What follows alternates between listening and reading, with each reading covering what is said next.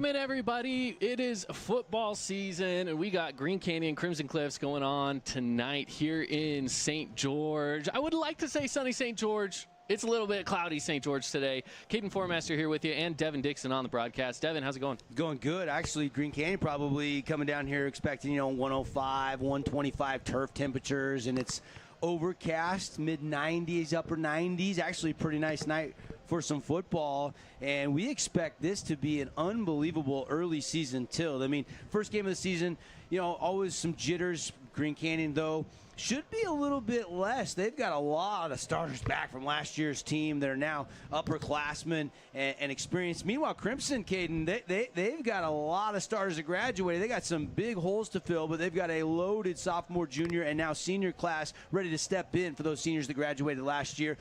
This is a playoff matchup last year. These two teams actually played twice. Green Canyon winning the first game of the season, but when it mattered in the postseason, Crimson running away with the victory, and we expect a close one tonight. We definitely do expect a close one, and thank you for joining us here. Now, before we get too far into this, today's broadcast is being brought to you in multiple locations, actually all across Utah. We're broadcasting in St. George on 99.5 FM on Fox Sports Southern Utah, 95.3 as well, and 93.1 in Cedar City. Also in Cache Valley, we are on 100.9 Light FM. Also video streaming on CacheValleyDaily.com. Also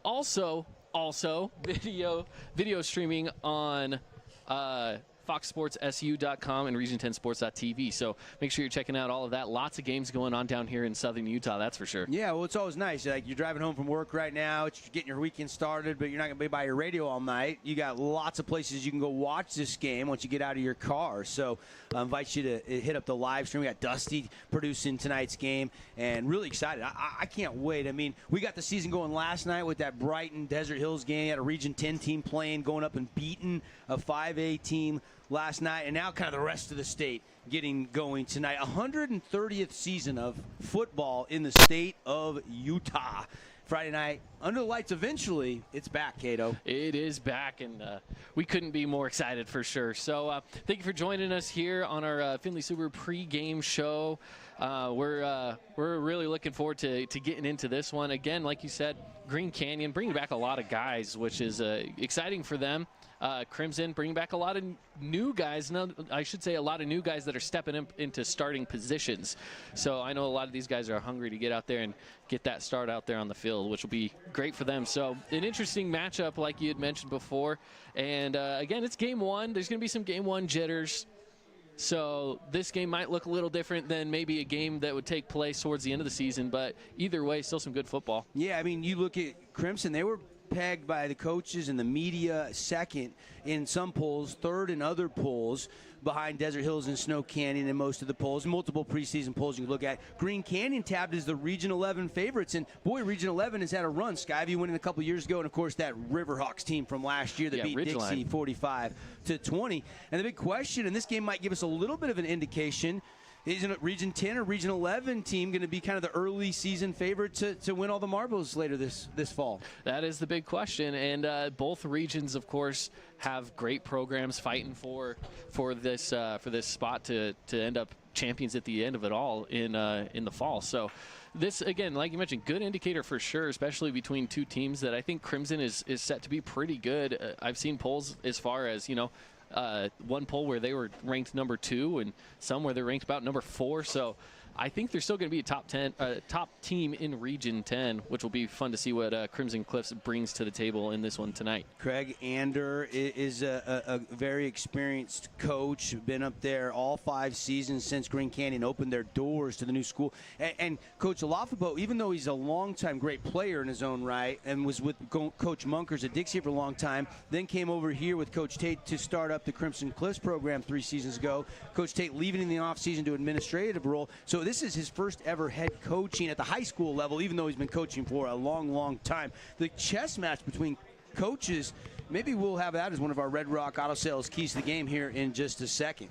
Yeah, I think you're exactly right. A new-time coach with Coach Alafapo here in the for Crimson, taking over after Coach Tate left. So, but one thing that Coach Alafapo talked about in our media day was that the program has been put and set into a good spot, and it's just a matter of time to see what they can pull off as this transition has happened. Again, a lot of starters that have gone away, but with the coaching change as well. Some differences going on here for Crimson. See if they can kind of pull it together here in this first game of the season. Yeah, and you know, last year Crimson, their defense was their calling card, but so was Green Canyon's. I mean, they only gave up 19 points a game. That was good enough for third in all of 4A, and they got 8 returning starters on the defensive side of the ball. Caden Stewart, Peyton Johnson, Brody Hammond, Tate White's back, Cordell Coates, Jackson Landon, Spencer Gerber, Will Wheatley Jr. at the D-line position. These are names you're going to hear us call throughout the night tonight.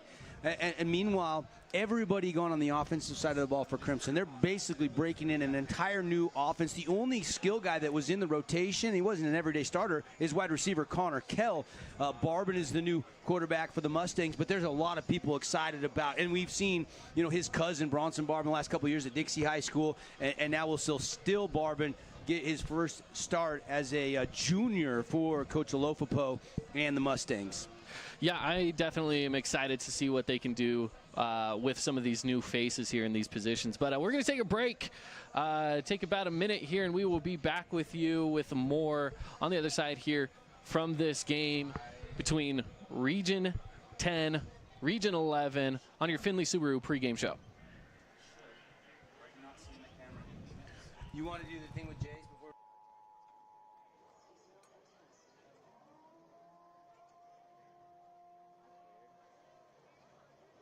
Mustang fans, get on your feet!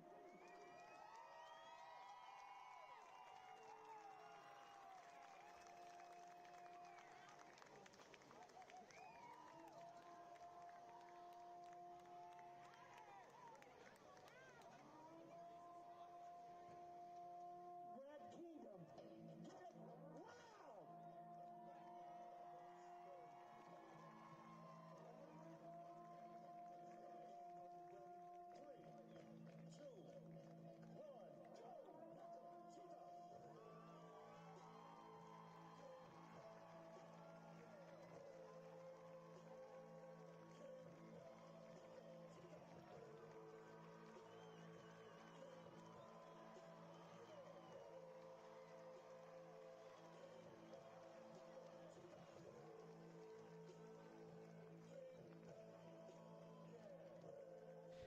Back live, home of the Mustangs, Crimson Cliffs High School. Devin Dixon, Caden Formaster here on Fox Sports Southern Utah, and coming up on the home of the Wolves and Green Canyon on the Lightning. We've got our guy Jace Sports Network. He's kind enough to join us for some picks of all the Region 10 games. Jace, welcome back to the broadcast booth, buddy. How are you?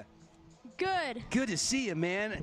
First week, a lot of unknowns. Let's quickly go through the matchups. How about this matchup to start? What's your take on Spanish Fork and Cedar tonight? I'm thinking Spanish Fork is gonna win this game because Cedar, they're predicted to be 7th. They aren't predicted to be that good, but like it's week 1. No one knows. So going with the Dons from Spanish Fork. All right, this game, you can actually find the stream, the link to the spring on foxsportssu.com. KUTV and KJazz have coverage of this game tonight. Pineview at Stansbury. Pineview lost a lot of talent. Star running back for the Stallions. It's a 5A school versus a 4A school in Pineview. Can the Panthers pull off the upset tonight, Jace? I don't think so. I'm going with Stansbury. Like, I don't really know a lot about this team, but I hear that I'm just going with my gut. But it can be a really good game. And it's a road game for Pineview tonight, right? A lot of travel, but televised. It'll be a good barometer for the Panthers. But Jace going with the Stallions. All right, let's go to Snow Canyon. This is a good football team, but they're playing up a classification against Northridge. So Snow Canyon is really good team in the last couple of years. I don't know, but this can be a really good game if both teams got their best, but I'm going Snow Canyon. I like that pick. Warriors, Hunter Johnson back, Jake Hill at receiver, Brooks Esplin. They got a really good senior class. I think you're right. I think Snow Canyon can win that game tonight. This one's always a good one. Springville-Dixie. Flyers are at home tonight against the Red Devils. Tonight, Dixie, it's been a really good game the last couple of years. It's always been a really good game. And then Springville won last year, and it was a really close game. And then I'm going Springville. All right, last game. This is the game we're at here tonight. Let's get your pick. Green Canyon, Crimson Cliffs. Who you going with? This is going to be a really good game. Like last year, Green Canyon was they beat them in the first week, and then in the playoffs, Crimson came back and got some revenge, and they won. And I'm thinking Crimson can pull it off tonight. He's got Crimson in a close one. There's your predictions on some games tonight. Jace, good work. It's brought to you by Finley Subaru. We'll take a timeout for our national anthem, come back with the keys to the game and the kickoff, the Wolves and the Mustangs on Fox Sports.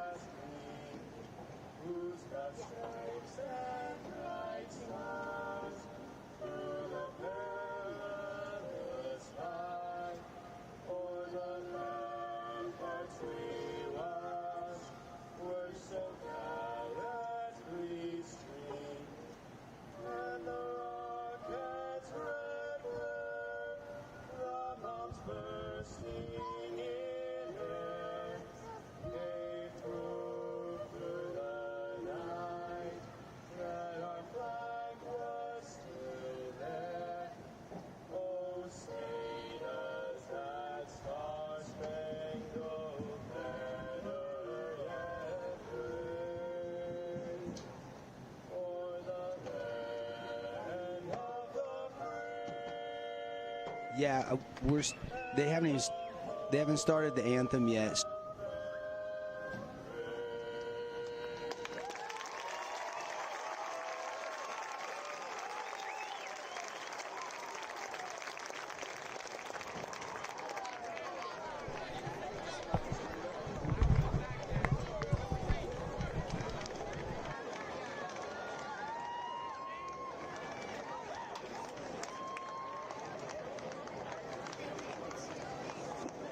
To Crimson Cliffs High School. It's our first game of, well, at least our first game broadcast here in this 2022 season of football between Crimson Cliffs and Green Canyon. This game is brought to you here on Fox Sports Southern Utah, 99.5 FM and 99.5 FM, 95.3 FM in St. George, 93.1 in Cedar City. Also up in the Cache Valley area on 100.9 Light FM. Video streaming on CacheValleyDaily.com and also on FoxSportsSU.com and Region 10 TV, Region10Sports.tv.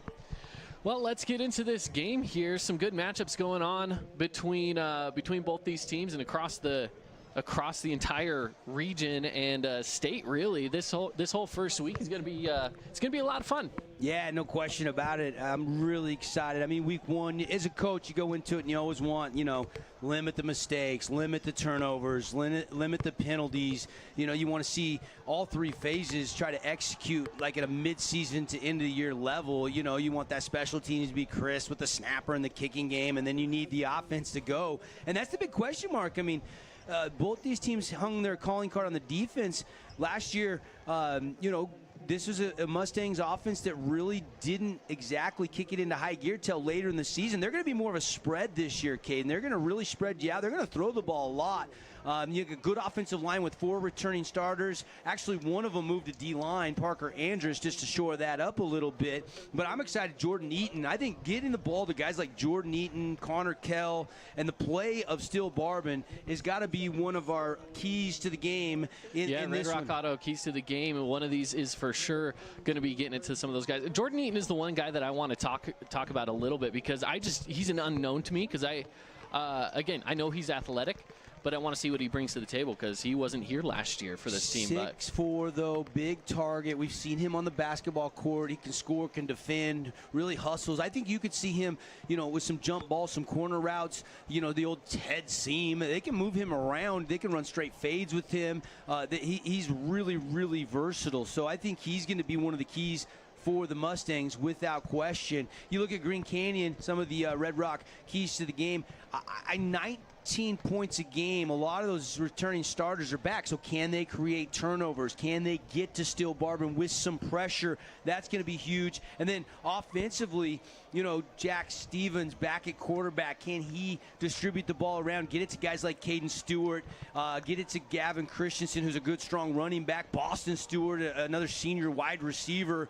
And they want a little revenge. Let's put that into the keys, Caden. That's true, too. They lost to Crimson 31-10 in the 4A quarterfinals, and that's the last game they played. And so that's got to be a little bit fresh in their mind as well. So a little revenge maybe for Coach Ander and the Wolves. Yeah, this is definitely a revenge game, as you mentioned. And by the way, both teams out there center field for the coin toss. So we'll give you the update on that as soon as they decide what's happening out there. But again, with this Findlay Subaru pregame show, we'd like to thank them as being one of our sponsors. Right now, they're doing something pretty cool.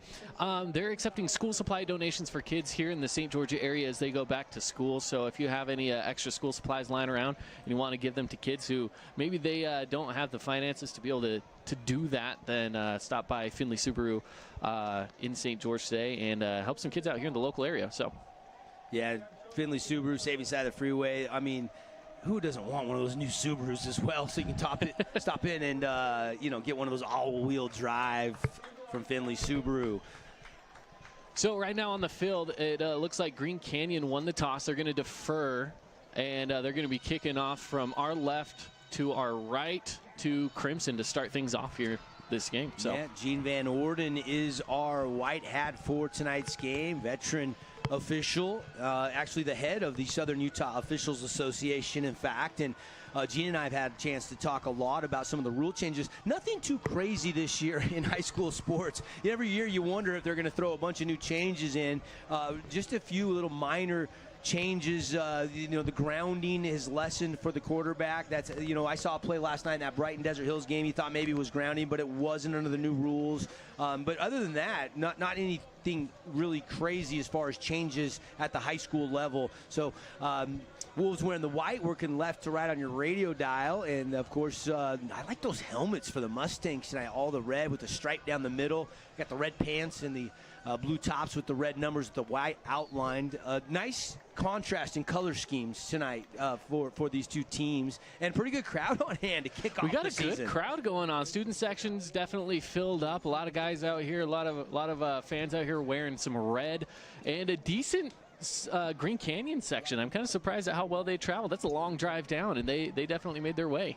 Hopefully they brought their golf clubs, can stay the night and play around a golf down here tomorrow. Yeah, absolutely. So getting ready for kickoff here in just a little bit. It looks like they have to get it all set back up again. But who do we got back there to return? My eyes are deceiving me a little bit. It's a long distance down there. Looks like it could be Jordan Eaton and trying to figure out who that other number is down there. Can you take a look at that one, Dev? Yeah, I'm getting my binoculars out. I forgot to grab them. We gotta have you as a spotter a little bit today, huh?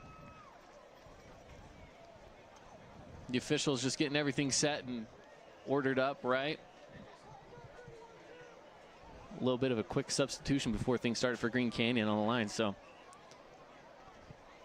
you got number 21 back there as well. That's Mason Topolian. He's actually the starting running back for the Mustangs.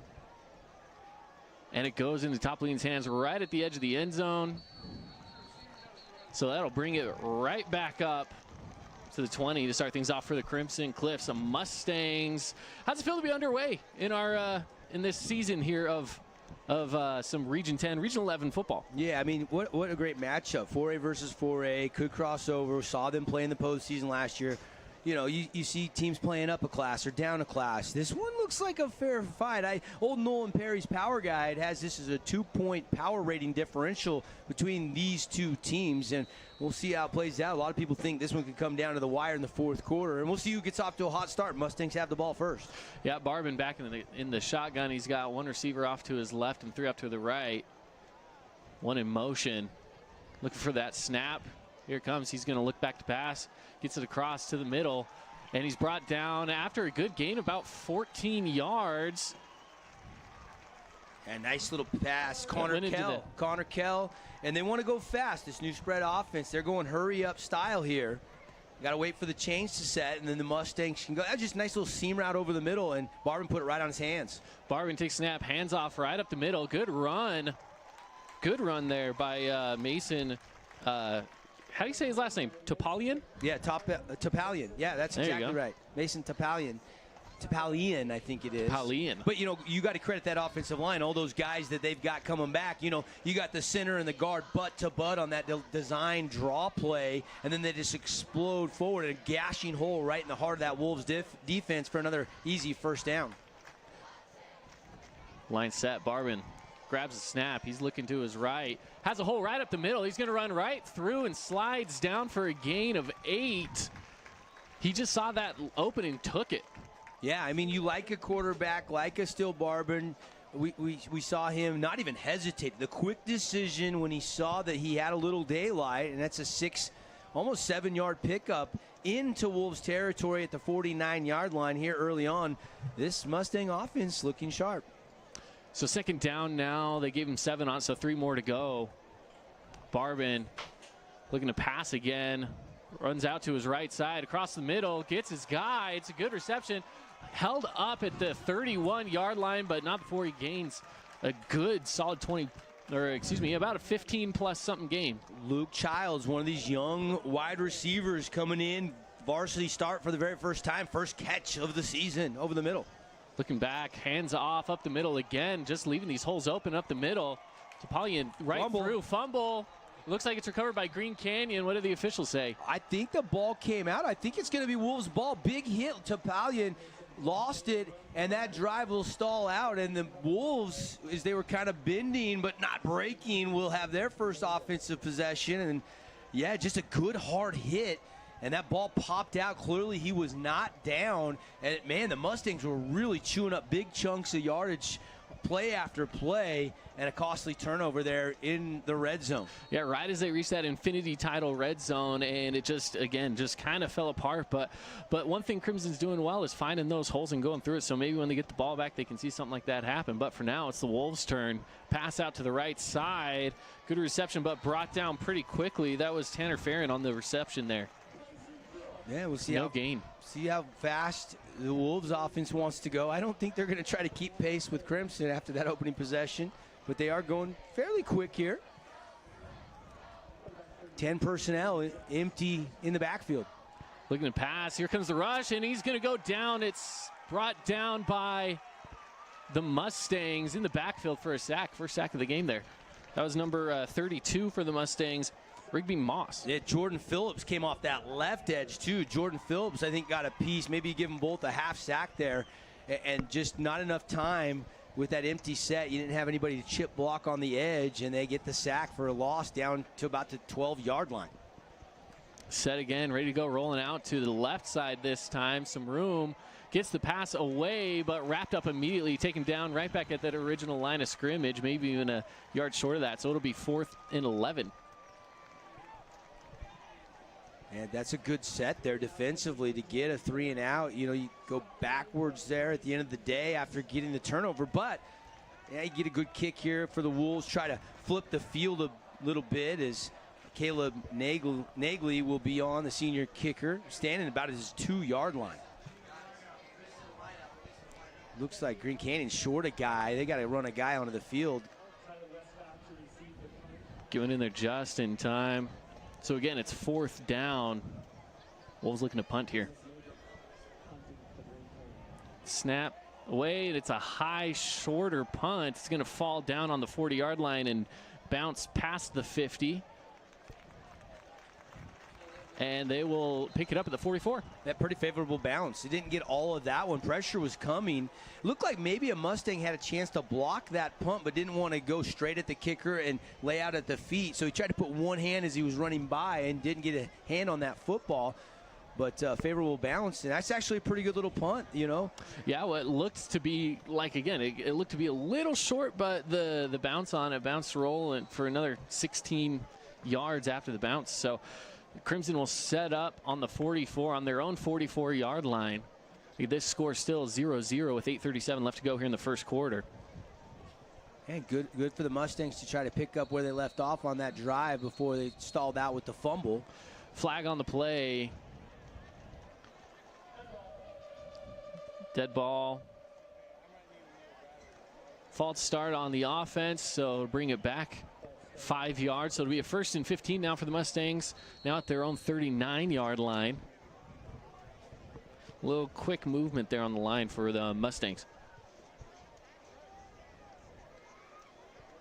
Said again, they got 3 receivers on the right, 1 on the left. Again, working from our right to left. Barbin takes the snap. He's looking to pass, finds that hole up the middle again, runs right up the middle, slides down at the 46, 47. Let's see where they spot him. They'll spot him. They'll put him around the 45 and a half. But Barbin, I like the no hesitation there. Not a lot of yardage, but, you know, he's making decisions, showing you he's got a good multi-dimensional talent at the quarterback position for Coach Olafopo. Again, going into passing set. Pressure's coming, and he's wrapped up, taken down. Good pressure there from the Wolves. Yeah, kind of a little bit of a delayed blitz, and Cade Atkinson comes in untouched and drops Barbin. By the time Barbin saw him out of his peripheral, he was on him, and down goes Barbin. That's about an 8-yard loss, and about 7-yard loss back to about the 38-yard line of the Mustangs. Brings up now 3rd down with 15 to go.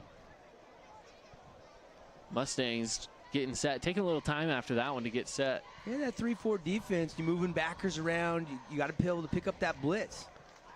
Snaps away. He's rolling out, trying to find somewhere to go with the ball. Has to get a pass away. Does. It's tipped up in the air. It's going to be intercepted by the Wolves. That was number 12 on the play. That's Colin Gibson for the Green Canyon Wolves. After the tip was up, he snagged that right out of the air and brought it down to their own 45-yard line to take over again. Yeah, and Barbin, where we've seen him decide to tuck and run, probably should have ran that. He stayed in bounds. He was kind of setting his feet, waiting. Nobody really open. Tries to force it in. Ball batted in the air, as you said, Caden. And really nice catch there by Gibson, the junior. And, you know, now turnovers 1 apiece, you know. Or 2-0, excuse me. That's the 2nd takeaway already. And again, we talked about how good this Green Canyon defense was last year, only giving up 19 points a game. Very opportunistic on that side of the ball tonight. Let's see if the offense can go back to work. Officials congregating a little bit here to try to make something happen. Looks like there's a substitution that had to go on there at the defensive line. So jersey malfunction or something like that. So quick substitution happens, and another substitution happening. The officials don't like something with the Crimson uniforms. Oh, one of them had a headband on. I guess that's what it was. They're saying no headbands out there. No bandanas. Snap is away. Handoff goes up the middle, but he's wrapped up, taken down right back at that line of scrimmage. So Stevens on the handoff there. Yeah, Gavin Christiansen, talked about him, back, hard-nosed runner. And Jack Stevens running the show. But that's pretty stingy. You can run that play right up the middle. That heart of that Mustang defense doing a nice job. No gain on the play. Big pass out to the side. It's intercepted. But there was a flag thrown. Yeah. Oh, maybe not. I'm seeing something yellow on the ground over there, unless that's not a flag. Brock Baker with the pick. You know, we had a chance to meet with Brock on Wednesday, chat with him. He plays one cornerback, Tyson Marshall the other cornerback. And that's like a back shoulder throw, but it was Baker that saw it, turned his head, and came back to the football. and really pretty easy interception there. Maybe you could say it was a little bit underthrown there by Stevens. And I apologize. They have something over there. It's a yellow plastic. I don't know if it's just They're like cones. a football Yeah, cone they're or something. cones. Yeah, so at the time, looks like a yellow flag. I apologize. But it will be first down here for the Mustangs. Now there's a flag right as the play begins.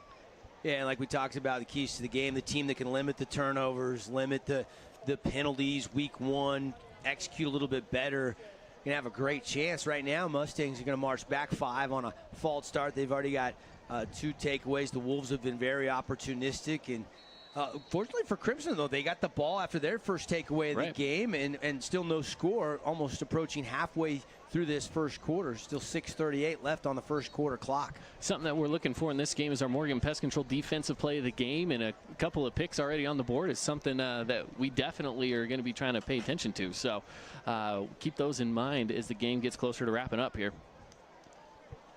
High snap, but Barbin gets rid of it. Nice little catch. And that was Luke Childs. A little bit of a nice move after a little contact there by Childs, and pickup of nearly 8 yards.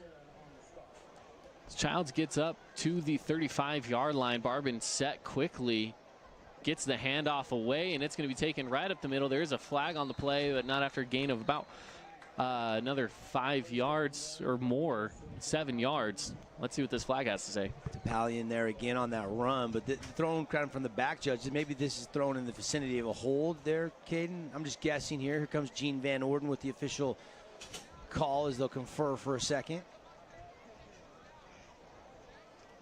And they're still talking about it. Still talking. Maybe a little bit of conference going on. An eligible man. An eligible man downfield. No, illegal substitution maybe? But it's on the, he points it's to against the Wolves. Well, they're on defense, so it can't be a legal man downfield. I know, that's what. Now he's illegal substitution. Illegal substitution. Is the call, yes. They're just going to take the first down and move along with it. So Crimson will again see another first down headed their way. Yeah, and so far, I mean, rushing yards 31 for the Mustangs, 44 passing yards from Barbin as you look at some of our stats. And of course, appreciate Chick-fil-A helping you bring our stats tonight. The Wolves offensively haven't completed a pass and just 1 rushing yard so far. So defensive battle so far, already 3 turnovers in this game. Right, now after a quick pass for a gain of about 5, the Mustangs are ready, set to go again. It's a little handoff, little flick of a handoff streaking across the side here. Takes a few bumps and keeps on going. Brock Baker finds a good way to get out there. Was that Connor? Yeah, Connor Kell. I think you're right. It was Connor Kell. There's a flag down again. Already a couple penalties on the Mustangs, and they don't want to have a 3rd penalty already on this drive. Of course, just 1 penalty on the Wolves. That came on that illegal substitution, but the flags have kind of come out a little bit, and it's a hold on the Mustangs. This one's coming back. Yeah, especially after a good sweep there by Kell to get across and get that first down. Now they have to take that step back. It's definitely something that this Crimson Cliffs team has to look out for. See if we can pick it up for our viewers watching on foxsportssu.com. Here comes the replay. Flip it to Kell, and then right in the middle of the field, hold call. Yeah. Spot foul. So they'll take this one back to the Mustangs' 42.5-yard line. They'll say it happened just past midfield. And it'll be 2nd down and 9. No score. You surprised? You know, it was already a little surprising. Yeah. The Mustangs fumbled in the red zone on that opening drive, a promising start. Barbin taking the snap. He's got all the time in the world.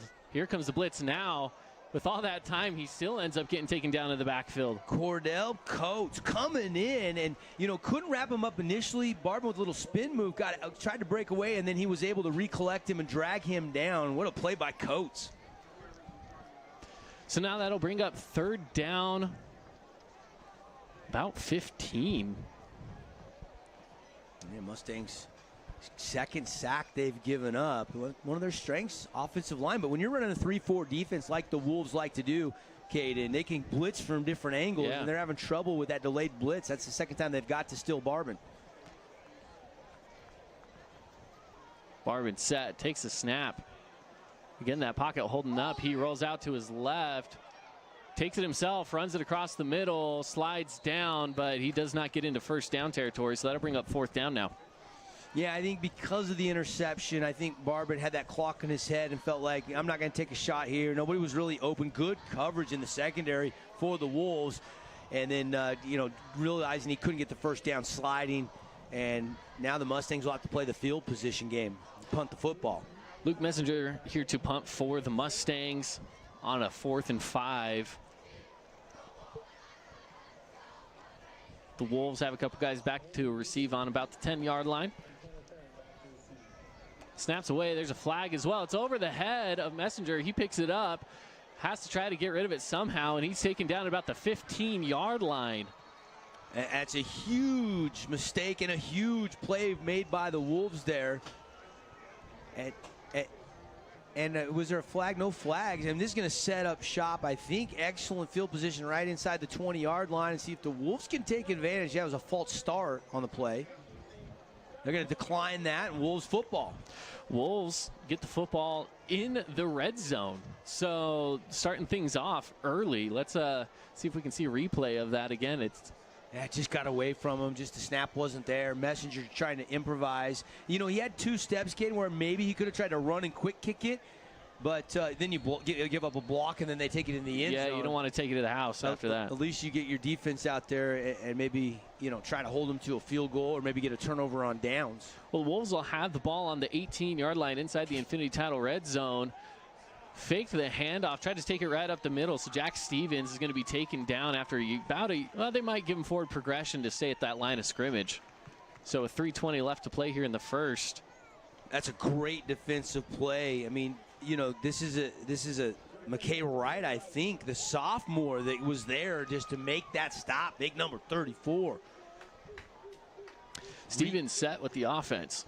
Takes that snap. He's going to look to pass. Rolls out to his running back, who takes it across the left side. Cuts inside the middle, but he's held up pretty well by the Mustangs for just a short gain of about a yard. Maybe not even that. Yeah, but haven't had much success right up the middle, so trying just to get Christiansen on a little swing pass. And then nice gang tackle, though, by the Mustangs. Not much there. Took a couple guys to bring him down. Tough runner, but just no lanes open. Here we go again. Wolves looking to the sideline, trying to get that play just right on a big 3rd down inside the red zone, but still 3rd and 10. Snaps away. Rolls out across. Broken up by the Mustangs. It'll bring up 4th down, 10 to go. Really good play over there by Brock Baker. Again, almost a jump pass from Stevens. Jack Stevens almost like a little Tim Tebow-esque there. A little bit. But Brock Baker, they're to the sticks and just a little comeback route.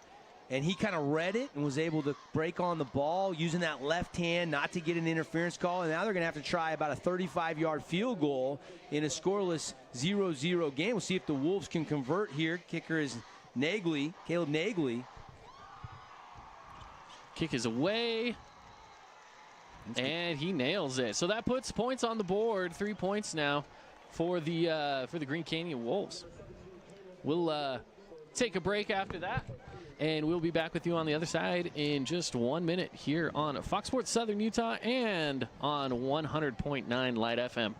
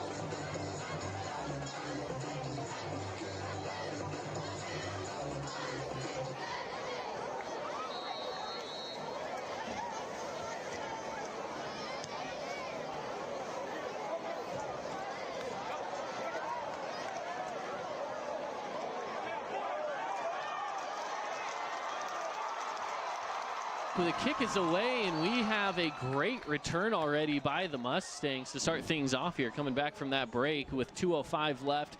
Now, just to recap what happened before this, as the Mustangs take it out to almost the is about the 44-yard line, it looks like. But Green Canyon, after a snap goes well over the punter's head for the Mustangs, Green Canyon takes over inside the red zone, and they are able to capitalize with a field goal. So it's 3-0 Wolves. And that return, I mean, it would have went to the house. He was taken to the distance, but he stepped out of bounds just about the 44-yard line. Still a good return, though. Still very good. Barbin takes it, hands it off. Going across this right side, cuts inside for a short gain. That was Mason Topalian again. No, that was McCord Christensen. Oh, was it Christiansen? McCord Christiansen. He's the other running back. Kind of got thunder and lightning. Topalian more of a pounder. McCord showing a little speed there, getting to the outside. Yeah. Oh, but McCord just trips it up. Yep. Barbin falls on the snap. His running back there, that was, again, Christiansen, just kind of catches that foot of him, trips him up a little bit. So Barbin goes down for a slight loss. That's one of those things, you just small mental errors that can be tough, because now it's 3rd and 10.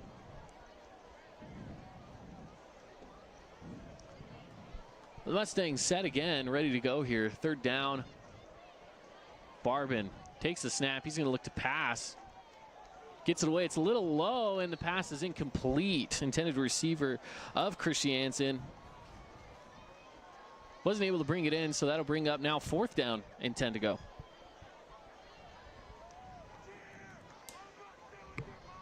Now again, 3-0 in favor of the Wolves here, as we're getting pretty close. Minute 16 left on that clock to wrap up the first quarter.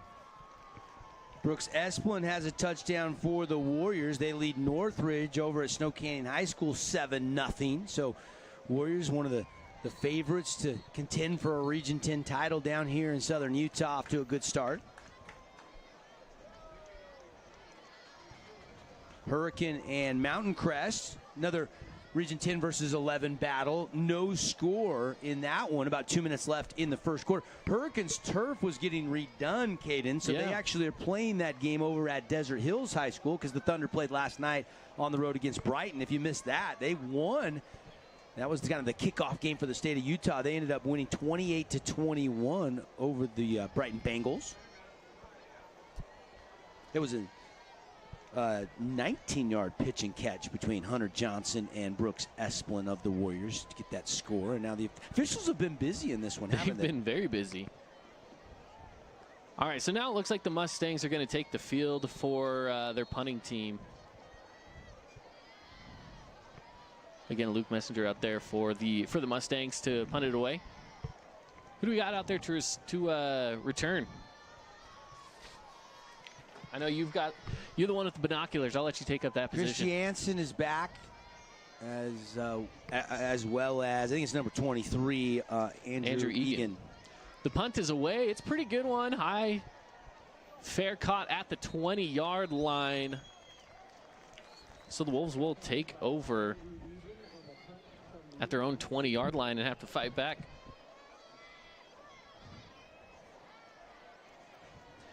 Yeah, after PAT's no good, Snow Canyon now leads 13-0 with 3:05 left in the first. Snow Canyon team looks pretty legit. Yeah, no question. Really hot start. But, hey, you got to keep it going for 4 quarters. Quick update from Pineview and Stansbury. Stansbury off to a really hot start. With 5:56 left in the first, they're already up 21-0 on Pineview. It's a tough start there for the Panthers. Yeah, I mean, Stansbury's really good. But, yeah, that's a good football team. But still, Pineview in a big hole early, not good for the Panthers. Pass up the middle, and it is dropped. Hits the turf, so it'll bring up now 2nd down for the Wolves. 2nd and 10 at their own 20. 43 seconds left to play here in the first. 3-0 Wolves. Still Barbin taking a break, and Green Canyon with 3-0 lead, trying to look for some more daylight. Handoff up the middle and hit hard. Right at that 1st down mark, they get it about a yard extra. Chase Wheaton coming in, thud, pad to pad. You know, you got to be careful when you're that free safety coming up. and he did an incredible job keeping the helmet out of that tackle and knocking down Christiansen. Yeah, Christiansen thought he had some room, but had someone coming at him off the side. Passes away. Keep going. He's going all the way. He gained about 5, got hit, and took another 8 yards after that. So it's another first down. Andrew for the Wolves. Egan, and I like it. You get some yak yards there, yards after catch, and moving the chains. Another big first down for the Wolves out to the 44 with that 3-0 lead. And they're trying to see how many plays they can get before the first quarter ends. Just 15 seconds left on the first quarter clock. Snap is away, looking to pass. Rush gets to him, wrapped up and taken down.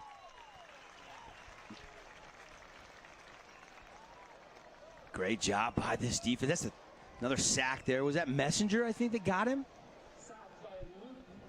I think it was Messenger. Was get it that Luke, sack. huh? Yeah. The punter can do 2 things, huh? Yeah, He can kick the ball and he can play some defense. So that's the end of the first quarter. Got a replay over here. See if we can get a quick replay of it. Yeah, I mean, they're going to rush forward. They loop, and really nice job, Messenger coming in, getting the sack to end the first quarter for the Mustangs. With that, we will take a break. We'll be back with you on the other side in the second quarter in just a bit. We'll take a minute break, and we'll see you then.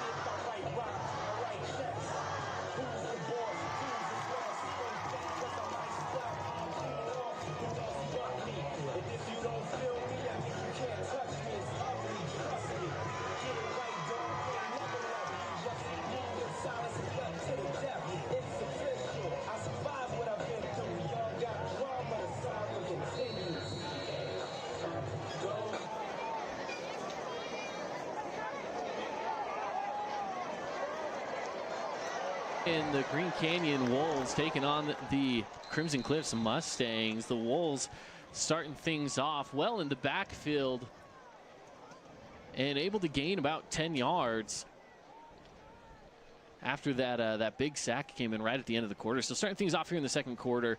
Thank you for joining us here either on Fox Sports Southern Utah or on 100.9 Light FM. Streaming these games online as well on CashValleyDaily.com. and on FoxSportsSU.com in Southern Utah. Pressure again on the quarterback. He's going to be taken down again in the backfield on that 3rd and 9. Tripped up, so Jack Stevens goes down again tonight. That was Hawes on the sack there. Good pressure. Brings up 4th down. About 12 to go.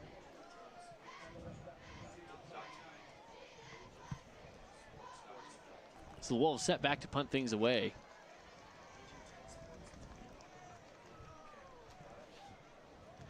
There's a snap. Punt is away. Defense almost got there, but it lands and rolls. It's going to roll down to the 20-yard line. Mustangs will start things off there at their own 20. Yeah, 3-0 still Wolves, Steve. If you like defense to kick off the 2022 high school football season, this is the place to be. As both these teams playing a tight one right now. Mustangs have moved the football. If you look at some of the stats, Caden, I mean, they've got, 49 passing yards, 28 rushing yards. Green Canyon so far just 23 passing yards. They have 0 rushing yards right now. Only 2 first downs, but Crimson's got 2 takeaways. Yeah, that rush defense has been getting in there really quite well as Mustangs looking to the sideline on this first down. start things off here. 10:31 on the clock in the second quarter. Again, the Wolves lead this one 3-0. So the Mustangs trying to get something happening on offense. Again, turnovers have kind of been the issue here for the Mustangs. They get downfield and just end up losing it, whether, a couple fumbles or whatever. There's a draw, hands it off. Good run, fumbling and bumping into a bunch of defenders before being taken down for a good gain. Topalian. I like Topalian, man. He hits that hole hard. I mean, as an offensive lineman, that's a dream as your running back. Both these backs hit the hole quickly and hard. They don't have to hold those blocks very long, and that'll move the chains. Snap is away, pass across the middle. It's caught.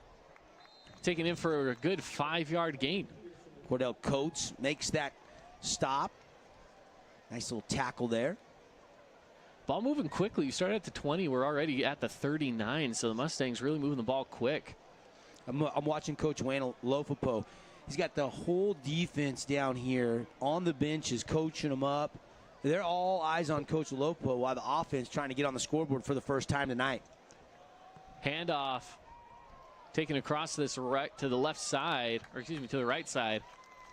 And right down near the marker. Looks like he's going to be a yard short. Mason Topalian is going to be just shy. That old stretch play. He was waiting for that block to come. Right near the sideline, tried to go north and south and just couldn't quite get enough. So 3rd and 1. Barbin, he's going to air it out. Wide open. Guts it to Brock Baker, who's going to go take it to the house. Or was that Connor Kell? Yeah, Connor Kell. Number 6. That is a 57-yard touchdown strike, and the Mustangs' first score of the 2022 season. Barbin to Connor Kell for the score. That can be our bomb of the game with Jason Baum, Bay Equity Home Loans. So if you're in need of a home loan, go talk to Jason Baum. Let's also look at a replay here, our Holbrook Asphalt replay, just to see what I love it. 3rd and short, and you just draw this play up where, they think you're going to run the football. And you go with that pass over the top. PAT is up and good. Nice job to get on the board. 7-3 Mustangs now with the lead, still 9:17 left in the half. Can we have that one more time? Yeah, let's get that replay one more time, this Holbrook Asphalt replay. Beautiful high arcing touch pass. Kell was 4 yards behind the closest defender. They're sitting on the run there, and that's just a well-called play offensively by the Mustangs. So the Mustangs get on the board. It is now 7-3. We'll take a quick 30-second break, and we'll be back with you on the other side in just a bit.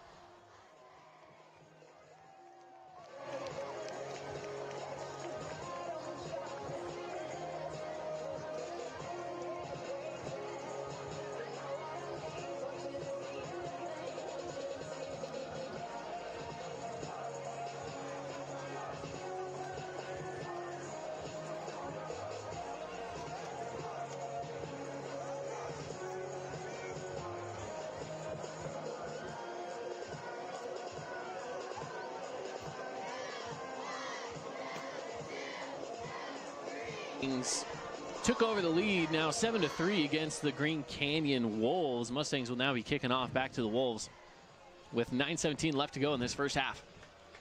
57-yarder there. Barber now 111 yards passing thanks to that long bomb to Connor Kell for the score. It took a while, into the second quarter before they get their first points of the season, but that was pretty. I can't compliment the play calling enough on that, where it's a certain run situation. No, they go over the top, just beautifully drawn up and beautifully executed. Especially on a 3rd and 1 when you think, hey, maybe they'll just run the ball to just get that first down and keep on rolling. No, they go throw it and get that touchdown that they were looking for to get the lead.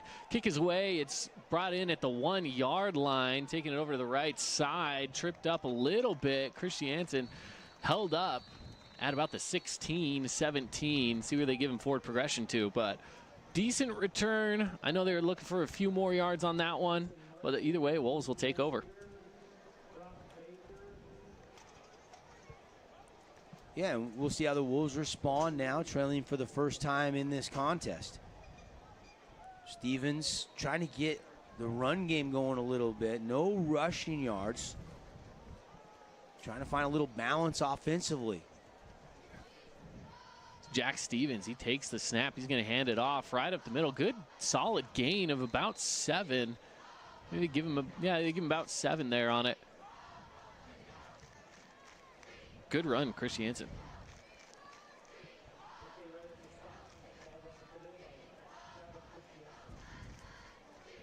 Now with 2nd down, 3 to go. Wolves looking to march. Stevens keeps it himself. He's going to be wrapped up quickly and taken down. Good defensive play there by the Mustangs for a little bit of a loss on the play.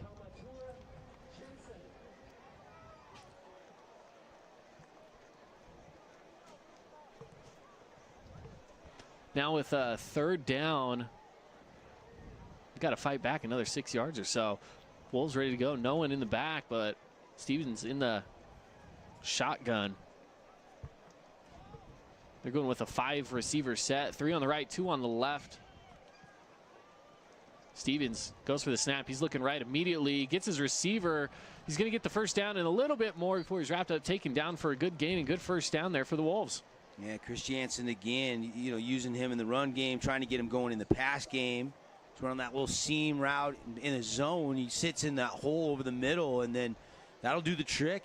Get that 1st down, get a fresh set, keep going to work. Stevens looking over to the sideline, getting the call from the coach. 7:42 left to go, 7-3. The Mustangs with the lead currently. Looking to pass.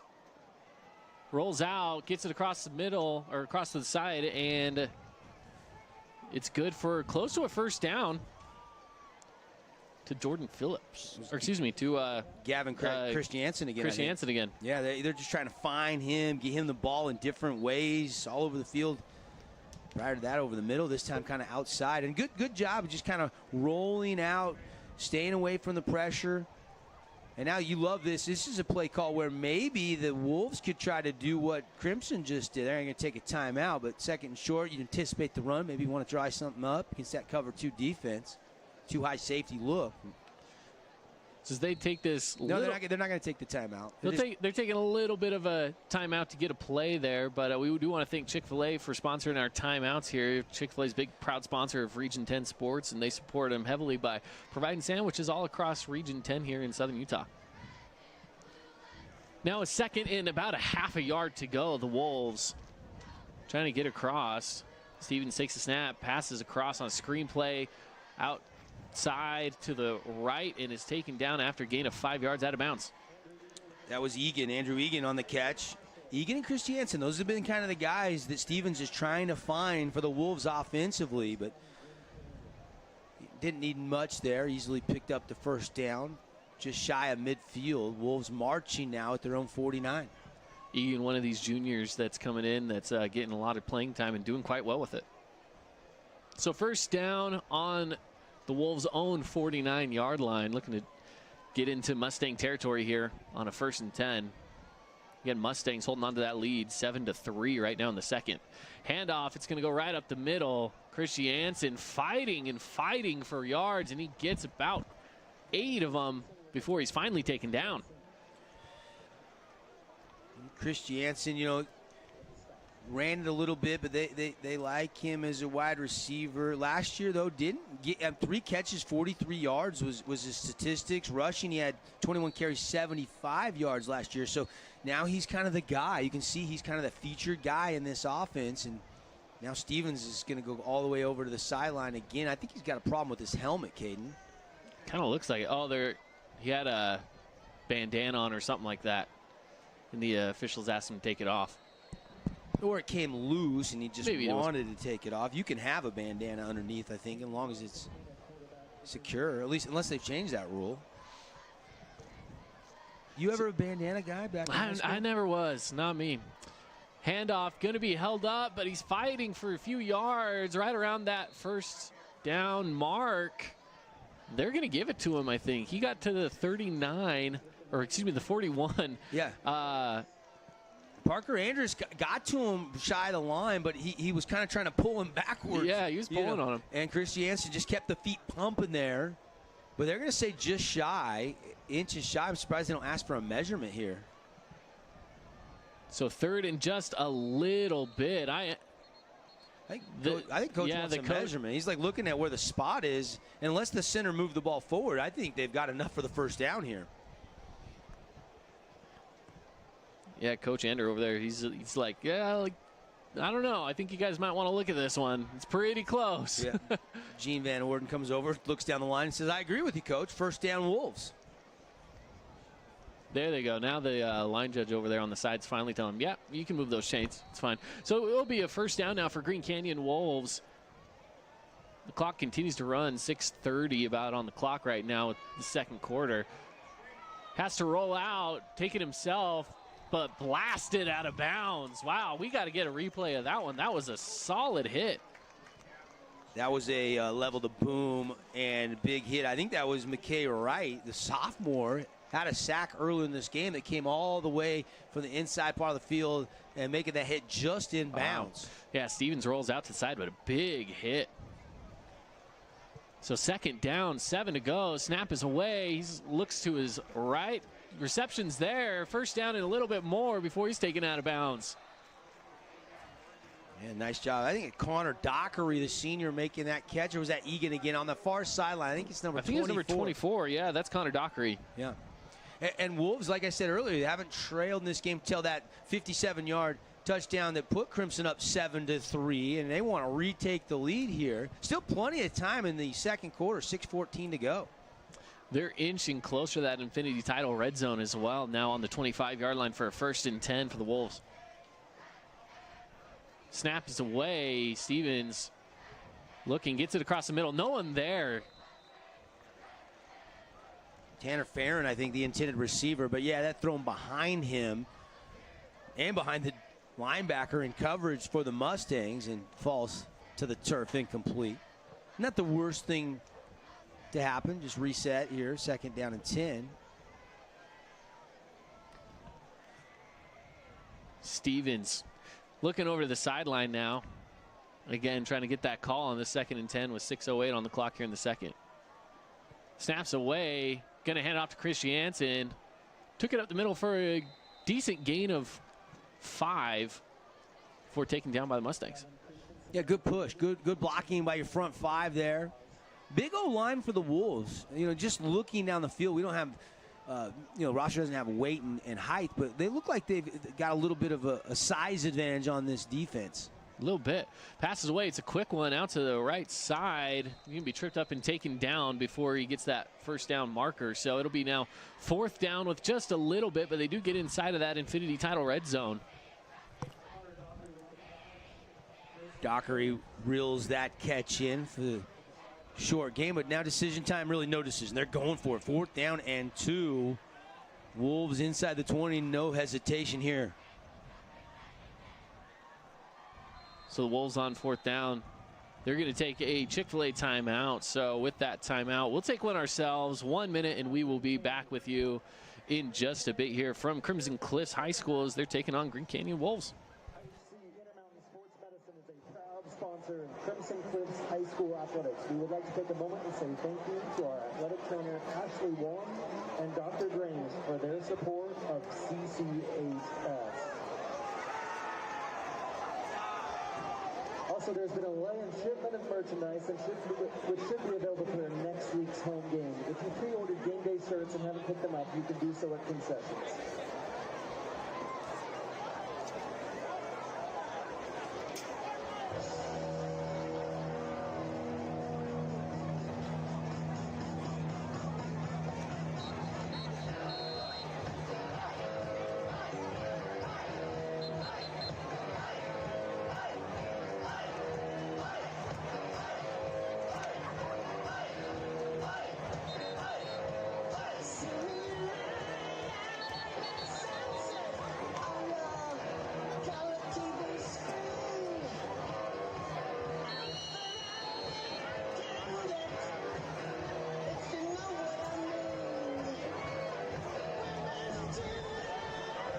Welcome back in. Green Canyon Wolves trying to make something happen here as they're trailing to the Mustangs 7-3 on this 4th down. They're going to go for it. Do they get the first down? They do. Stevens keeps himself.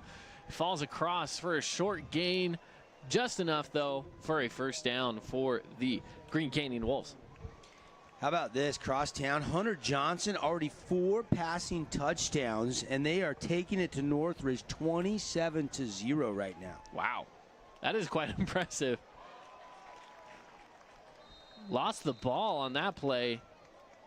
So Green Canyon losing a little bit of steam on that one, but Mustangs will say thank you very much, and it'll be now second, about 14, maybe 15. By the way, the correct pronunciation for Gavin Christensen is it's Christensen, not Christiansen, so apologize for that. It's spelled with that I-A-N, and depends on where you're from and how you say it. Us Southern Utah people, they say Christiansen, so that is definitely something that we apologize for. Second down now, 14 to go. Stevens takes the snap, hands it off to Christensen. He's going to be held up right at that line of scrimmage. Yeah, and the interior has been really strong. Andrus again right there. You know, that's a big reason why they moved him defensive line, so he can disrupt things right at the point of attack. Watched his older brothers play. Bronson now playing up at BYU. Played with his brother last year before graduating for this Mustang team.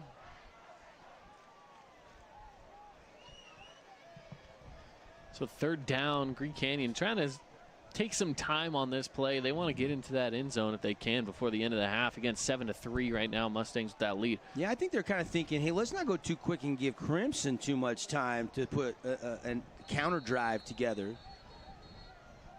And now I think the play clock was winding down. I think that Wolves have to take a Chick-fil-A timeout. Yeah, with that timeout, too. We will take a quick break here. 1 minute, and we'll be back with you from Crimson Cliffs High School in Green Canyon. 7-3 Crimson Cliffs lead. Orthodontics, Bernal Concrete, Cache Valley Bank, Chick-fil-A, Diamond C Asphalt, Dixie Power, Gentle Dentistry, Infinity Power, Jeremy Back Real Estate, Justin Prince, Marine United.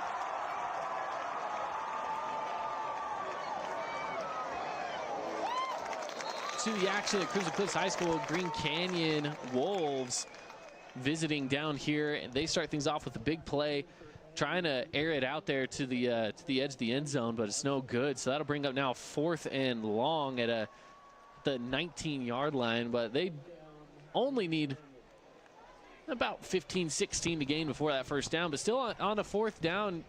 Go for it or go for the kick. Looks like they're going to go for that field goal. Yeah, try to cut it to 7-6 here. Take the points when you can get them. Kind of risky 3rd and long. And, you know, your kicker, Nagley's already hit one from 35 yards. This one's going to be just a yard further, about a 36-yarder.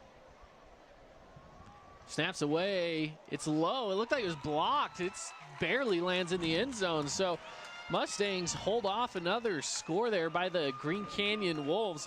Mustangs will continue to lead this one 7-3 as they'll take over possession now with 3:46 left to go in this first half. Coming up after this half is our Rally Stop halftime show as well, so make sure to stick around, tune in for that. We're going to be talking about what's gone on here in the first quarter or the first half of this game, as well as looking at the rest of the games from around here in Southern Utah and give you updates on scores from across the state. Hey, I want to give a shout out to the Snow Canyon Little Leaguers. You know, I've been in media for 20 years. I've had every media contact that I know in the state asking me for the coach's contact information. The whole state is buzzing about the Snow Canyon Little League team that just beat Nevada earlier today and is going to Williamsport pretty cool story, huh? It's huge. It's a big deal as Barbin airs it out across the middle, running across this left side, or right side, excuse me, and finally taken out of bounds. It's a great run there by Tyler West. West looks speedy, doesn't he? Yeah, he had some legs on him there. Nice little crossing route. Good touch. Got to kind of deliver that little sidearm. You got to put it right on him, lead him so he can keep his momentum going. Almost got the first down, but you love 9 yards on first down because now you got the whole playbook to your disposal. Yeah, exactly right. So second down with just a yard to go. 3:14 on the clock. It's rolling down. Barbin puts the guy in motion. It's going to be handed off right back to him. Takes it across, gets that first down and a little bit more. Tyler West, they say, hey, you're the guy. You did it last time. Do it again. Get us that first down, and he does. Barbin so far 120 yards passing. Stevens for Green Canyon has 65 yards through the air. Rushing yards, Mustangs have 46, just 19 for the Wolves on the ground. Both these defenses have been pretty stout in a low-scoring game right now with the Mustangs up just 7-3. Of course, Crimson did have the 2 early turnovers that slowed them down. Wolves have 1 turnover so far. Throw across, gets his guy there, but he's going to be taken and wrapped up, taken down. That was a McCord Christensen with the catch. Yeah, and I'm not sure he's Christiansen he's or Christensen either. I know. Hey, he's a Southern Utah guy. Maybe it is Christiansen. Who knows, huh? Could be. I like McCord's game, though. I think you're going to see him. He's kind of a newcomer bursting on the scene, integral part of this offense. As you can see, him, West, DePalion, and Connor Kell, of course, who has the only touchdown in this game so far. Got some young, exciting players for this Mustang team. Second down now, about to hit that 2-minute mark before we head towards halftime. Barbin takes a snap, passes it across, brought down as Jordan Eaton. Yeah, and another weapon, but he's kind of had a quiet first half. Took a year off of football, was just focused on basketball. He told Coach Sweeten actually said, hey, Jordan, you're too good. We want you to come back out. Senior season, come play. Jordan said, I'm going to do it, Coach. I'm coming out. I think he's a guy that's going to, get better as the season goes, as he gets back into football condition and gets back to the, it takes a while to kind of get You got to it get back. your feet wet first, and that's what he's doing today. Kind of getting his feet wet. That was a good catch for him to just feel the game a little bit. Barbin slips one tackle, gets it across the middle. There he is. And drops it in for a first down. Jordan. Right on cue to Jordan Eaton. Yeah, he drove off real hard. I was watching him. He sat in that hole. Because the pressure was coming, Barbin actually took a while to find him. If he put it on him a little earlier, he might have had a chance to turn and get some yards after a catch there. But still, moving the chain, stopping the clock, 1:16 to go before the half, and finally Mustangs will take a timeout. So with that timeout, another Chick-fil-A timeout. Sometimes when you move the chains, though, you get it stopped until they set them. They could have maybe went fast there, but you still have a couple left in your pocket if you need them. Right. 7-3 here. Crimson leads. 30 seconds. We'll be back in just a little bit.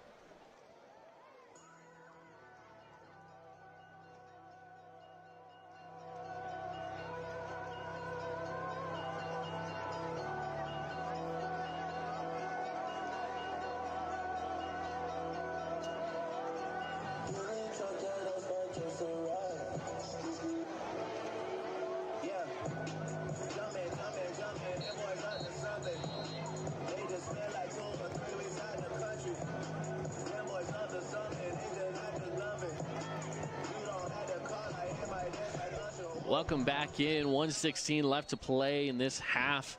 Crimson leading 7-3. Crimson with the ball now on their own 47. Snaps away. It's handed off. Taken around that left side for a decent gain.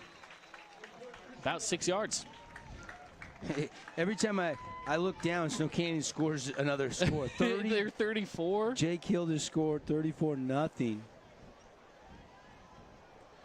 Snaps away, rolling out of it, trying to get to that marker, but it just taken down right back at that original line of scrimmage. So that's Christensen again, or Christiansen. We got to figure that one out too with McCord on the play there. It brings up now third down with 3 to go.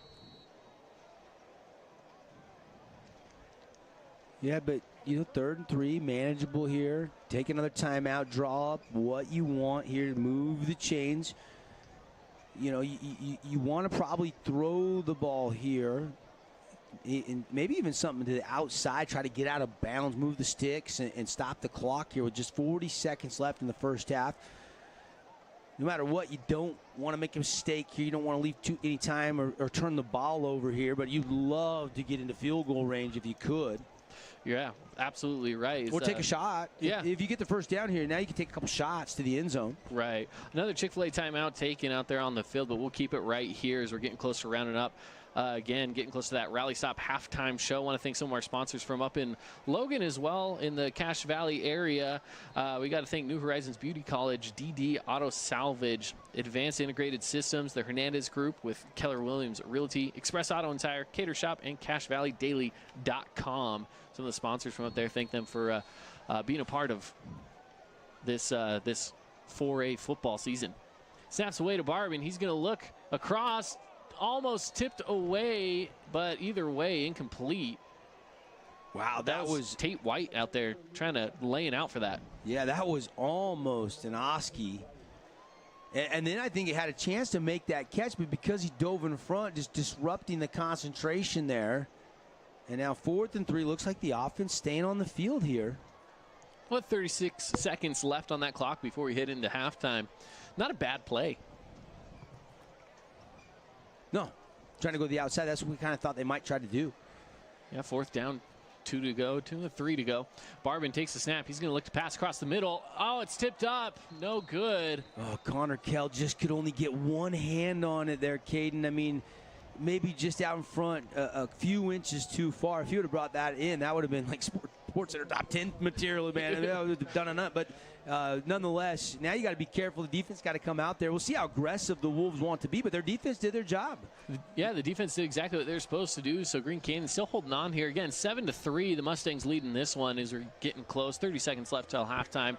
But Green Canyon will take over for maybe a couple more plays here before the end of this half.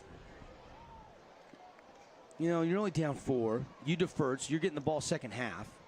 They're going to run it. That's what I was guessing.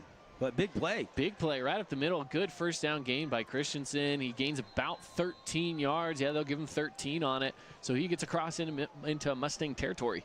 Yeah, on the downs, stops with 22 seconds. When they set him, they'll restart it. Got enough time for maybe 3 plays here. First down now. Wolves see if they can take advantage. Looking to pass Stevens. Looking up the middle. Airs it out big time. Does he got a guy? He gets him across the middle. Huge gain. Yeah, beautiful throw. And I think Wolves got to take their final time out here. Benjamin Bingham climbing the ladder, high pointing that football. Take a look at it one more time for you here on our Holbrook Asphalt replay. And again, our big score sponsor. If the team scores over 25 points, everybody go to Yogurtland. Watch him turn and high point that. Nice catch inside the 10. Beautiful catch. Gets inside of that Infinity Title red zone. Again, another Chick-fil-A timeout. We'll take this time as well to talk about one of our sponsors up in Cache Valley. I want to talk about Logo Shop for a second for the uniform check. Both teams wearing some good threads out there. You got the Green Canyon Wolves and the whites with some green, and the Mustangs with the navy blue tops, red pants, some white trim, and those red helmets.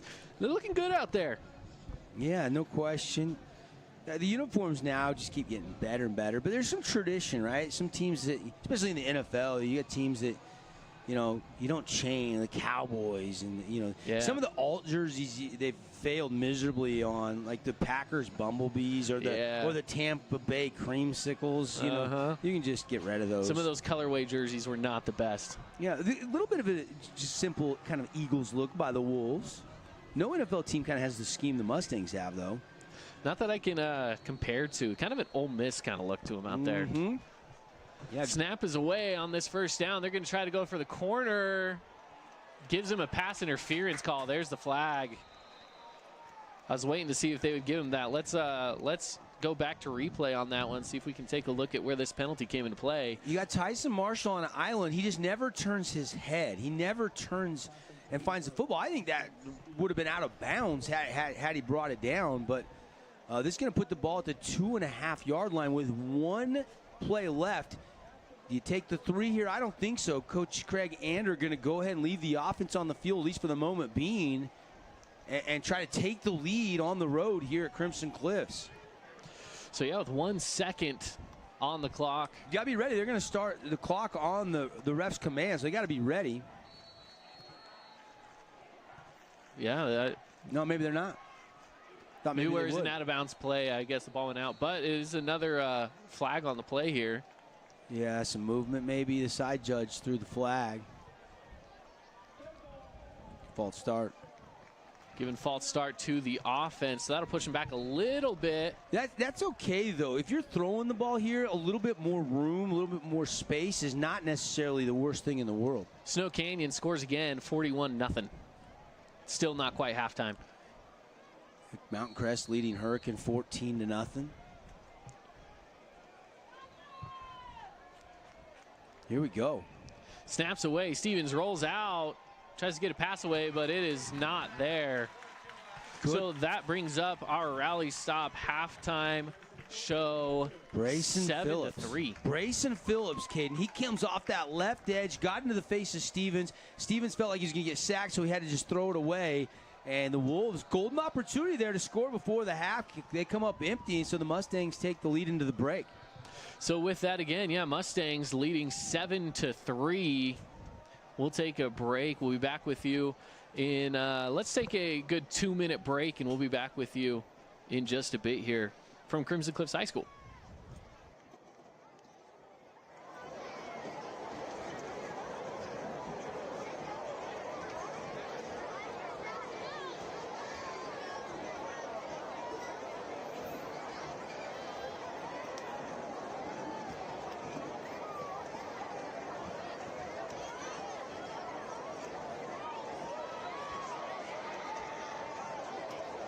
Crimson Drill is excited to perform as a new team tonight.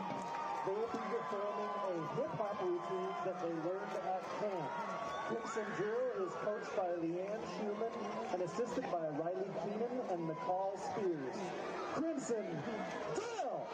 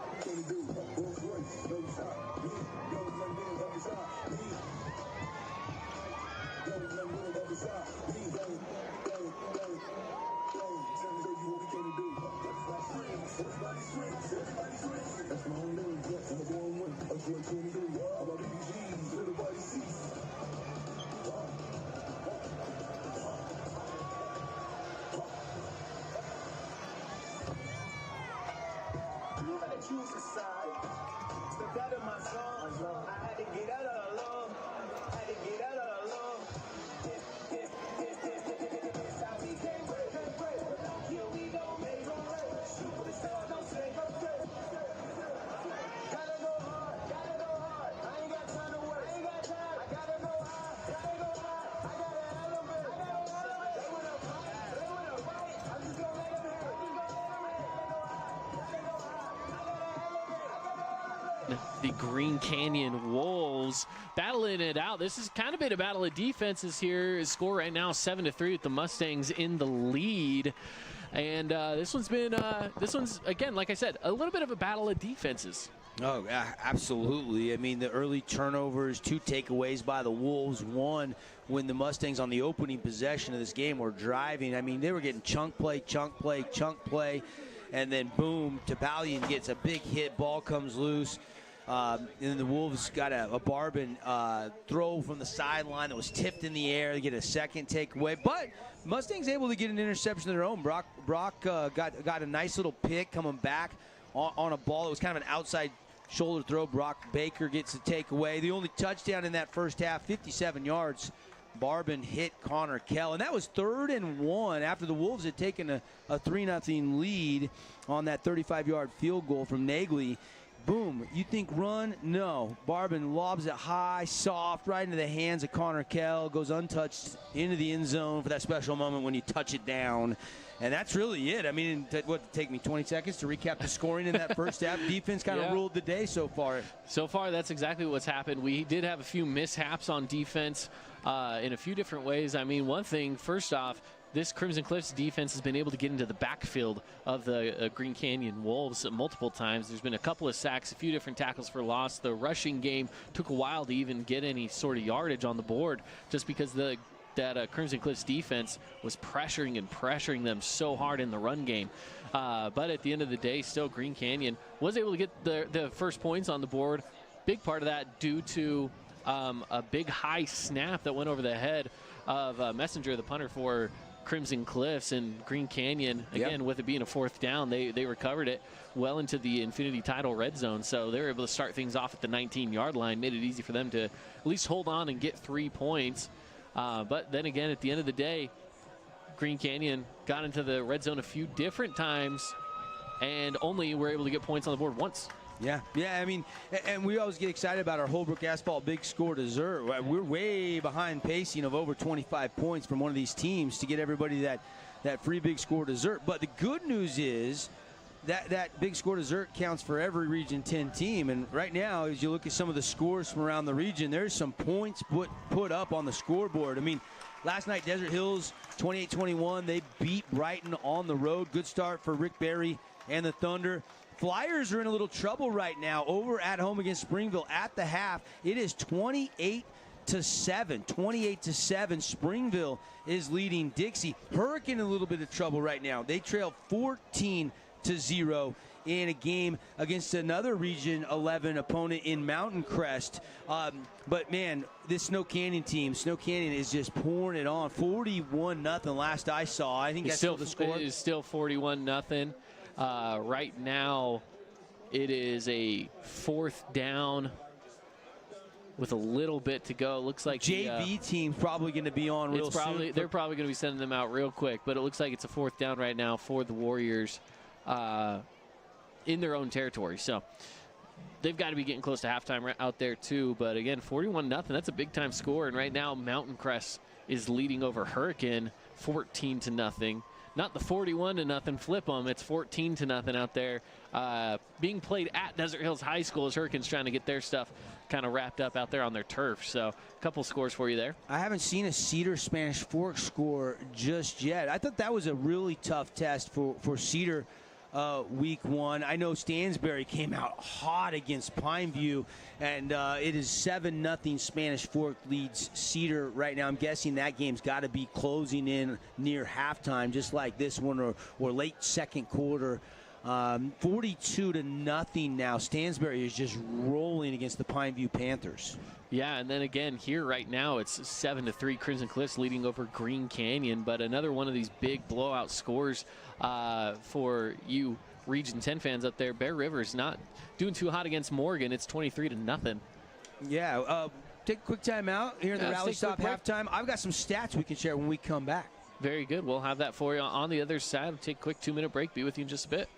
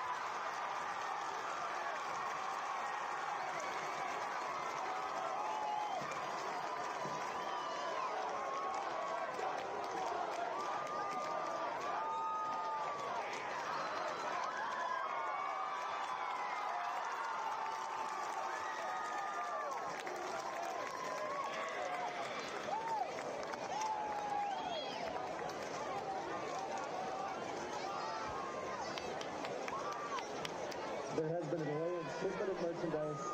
Welcome back in here to Crimson Cliffs High School as they lead over the Green Canyon Wolves 7-3.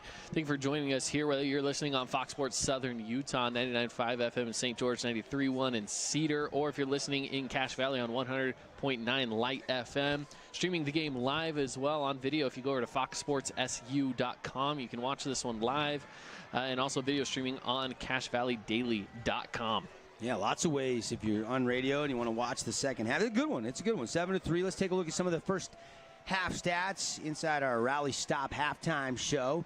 Caden, 133 passing yards for Mr. Still Barber, and pretty good debut to the start of his junior season. 10 of 14. Of course, the 57-yard touchdown to Connor Kell. He had 2 catches for 71 of those 133 yards, but a lot of other guys got in on the offense. We saw Eaton get a couple catches later in that second quarter. Mason Topalian, 5 carries for 49 yards to pace the Mustangs in that department. Stevens, the quarterback for the Wolves, Jake Stevens, 10 of 17, 99 yards.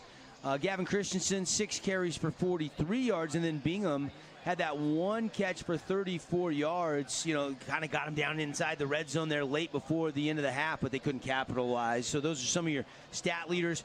9 first downs for the Wolves, 7 first downs in the first half for the Mustangs. Turnovers, 2 for the Mustangs, and just 1 turnover in the first half. All those came early. All those were in the first quarter by about the 6-minute mark, and then these teams settled down. Right. Those all happened really early on. And again, we did mention, you had mentioned this, that Coach Olofopo for the Crimson Cliffs Mustangs sat his defense down while the offense was on the field and gave him a good pep talk. And he did it again with the offense while the defense was on the field. And that's something that I like to see, is kind of the coaching battle that's going on here as well, to see what these coaches can come up with to not only scheme against the other team, but also just to inspire and get a little bit of fire out of these guys as they're out there on the field for this first game of the season. Yeah, 34 plays ran for Green Canyon, 30 for Crimson.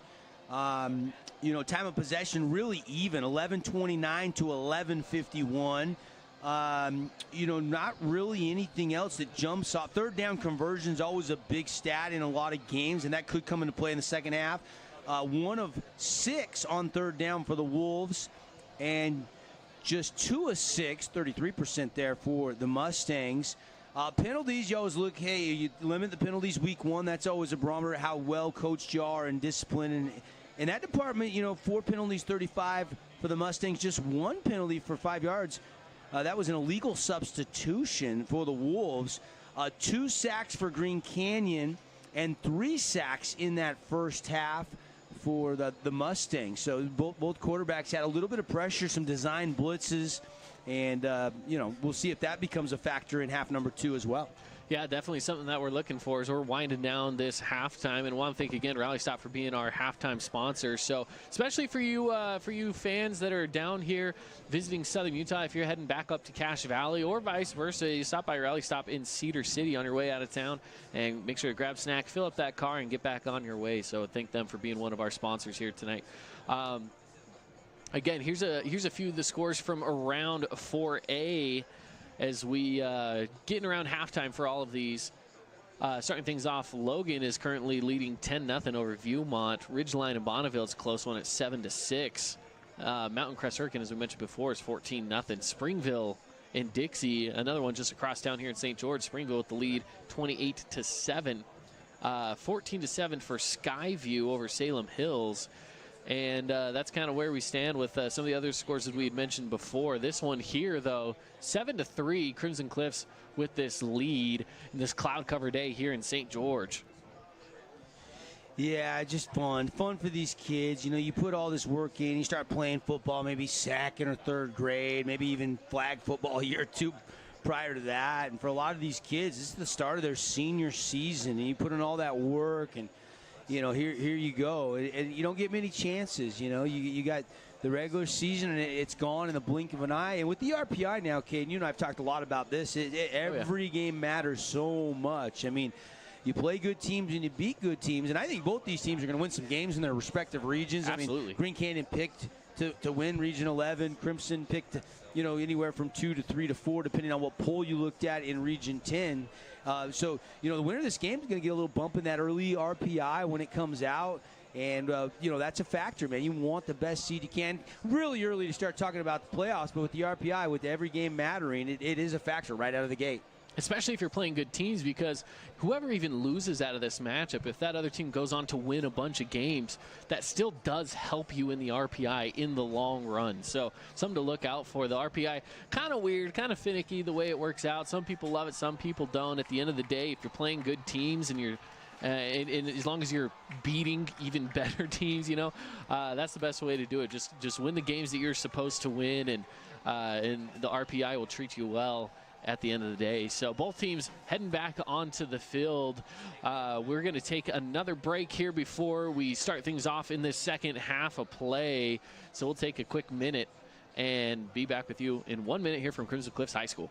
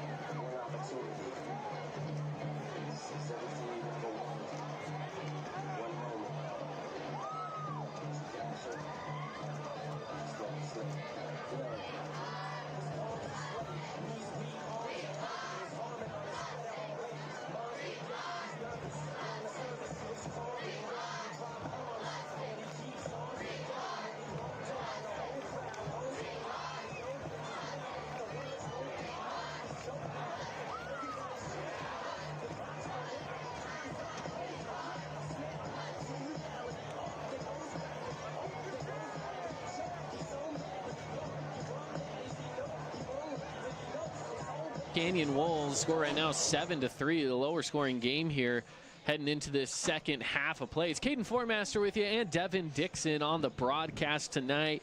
This one being broadcast all over Southern Utah and Cache Valley on Fox Sports Southern Utah here in St. George, 99.5 FM and 95.3 FM in St. George, 93.1 in Cedar, 100.9 Light FM in Cache Valley. You can find it on CacheValleyDaily.com. Find a video stream of it there, or video stream on FoxSportsSU.com, linking over to Region10Sports.tv. So lots of places that you can catch this game. If you have some friends or family that want to chime in and see what's going on, send them over our way. There's definitely a good game brewing here. It's a close one. Yeah, no question. This game is still in limbo. Wolves will get the ball to start the second half, and they got to keep finding ways to get Egan the ball, Christensen the ball.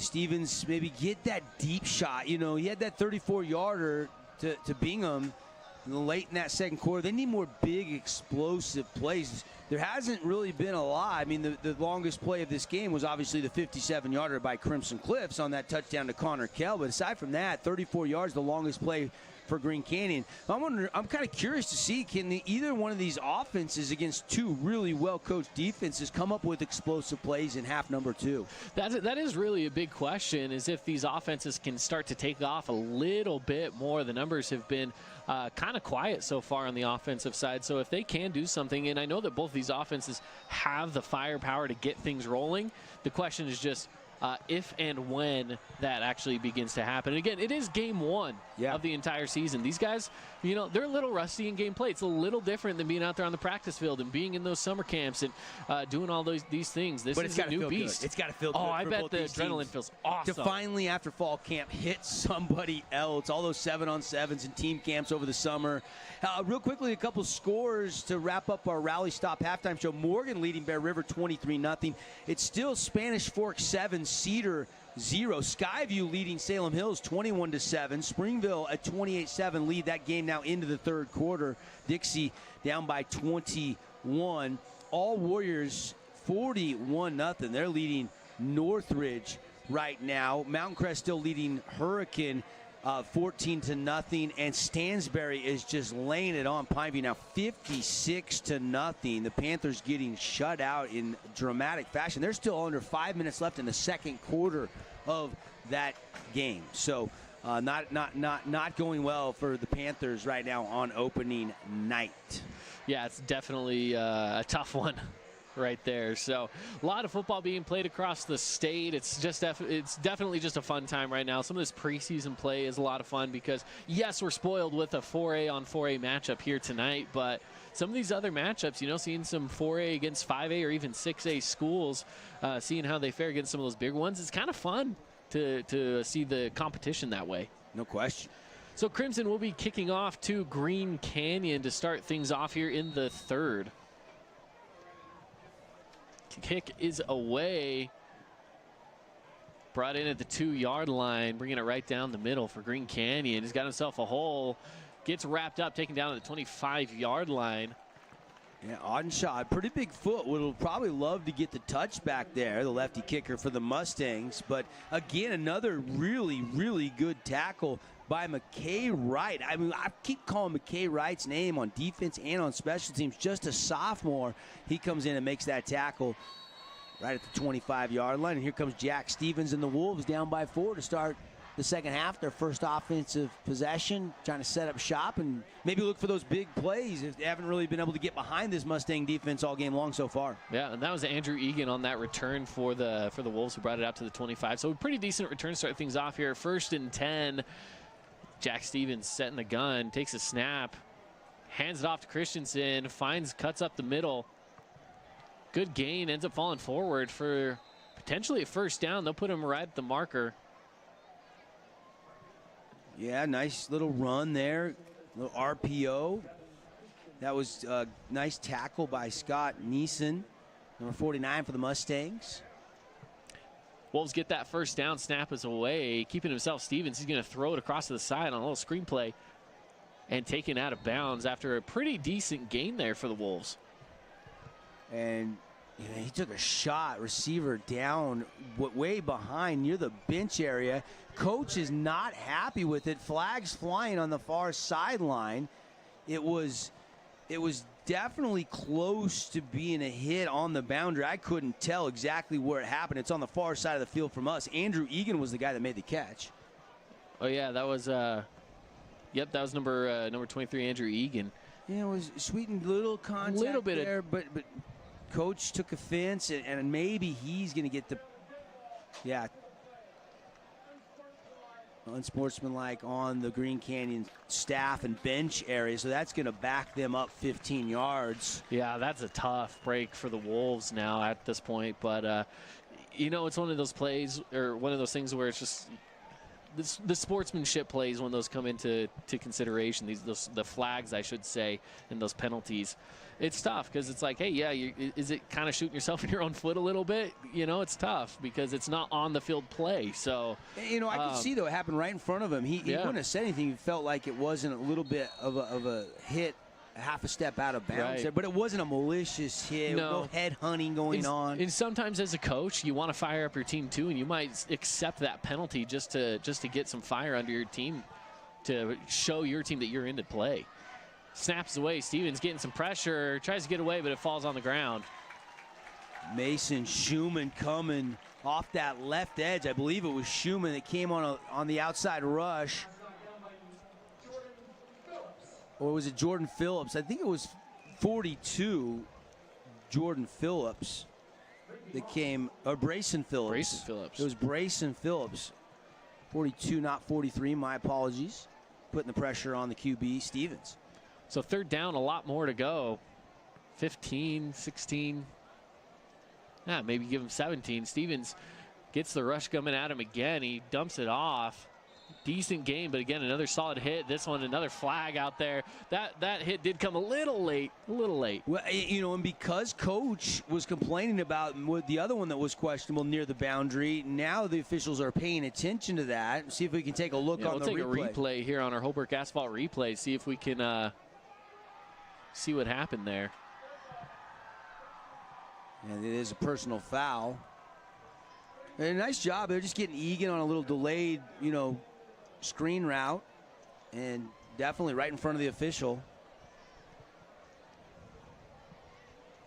So that'll move the sticks now for the Wolves. So good field position after being down 3rd and 17 or so. They're moving up close to the 50-yard line. They'll put them at the 49 in their own territory.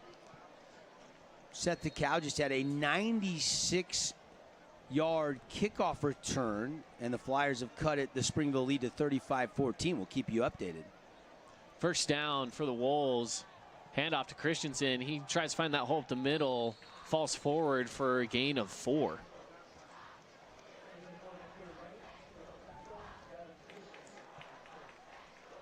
Brings up second down, 6 more to go. Again, the score here, 7-3. Crimson Cliffs holding on to that lead, but Green Canyon is marching down the field right now. Snaps away, handoff to Christensen. Gets again a few more yards, puts him down with 3rd and 2 now at the 43-yard line.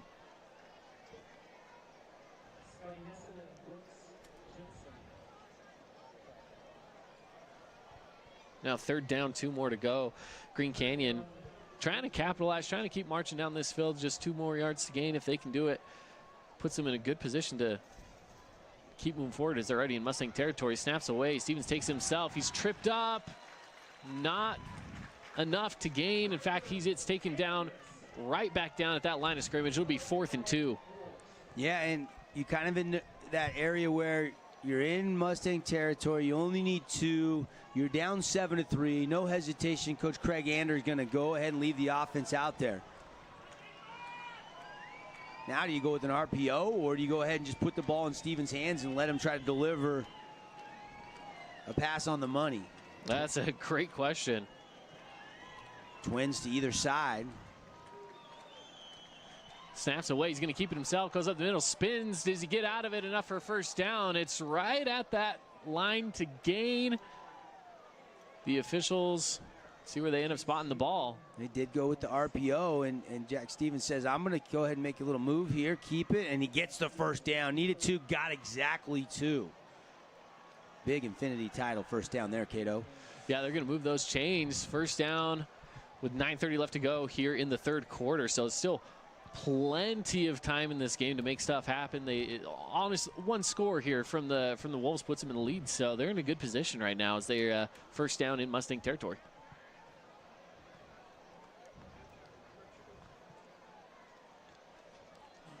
Will the Mustangs maybe come with a blitz? A lot of jump in there early on. 3-4 defensive look. Stevens takes a snap, rolls out from some pressure, gets the ball away. Quickly wrapped up. A new receiver. That's the first time we've seen number 80 with the catch. Boston Stewart. Yeah, first reception of the night for Boston. So decent gain. That brings up second down, 6 to go for the Wolves. Now, Crimson last year was known for their defense. They're going to get a 15-yard face mask penalty on that tackle added to the end of the run. That's going to be 1st and 10, just outside the red zone of the Mustangs. Infinity title red zone.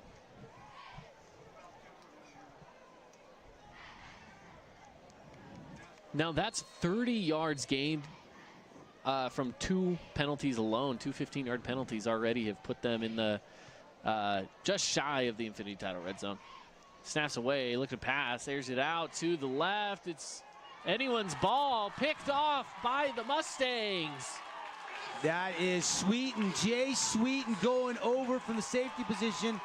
He actually collides with Baker, who's slow to get up, the cornerback on that side, and somehow gets a foot, maybe even 2 feet down. Let's see if we can get a Holbrook asphalt replay on that as well. By the way, yeah, he's a little slow getting up over there, but let's take a look at this replay as he airs it out to the side, but yeah, just a great play by Sweeten. Yeah, I mean, and he's shaded on that side of the field with that too high safety look, so he didn't have a long way to go to come over and cut in front.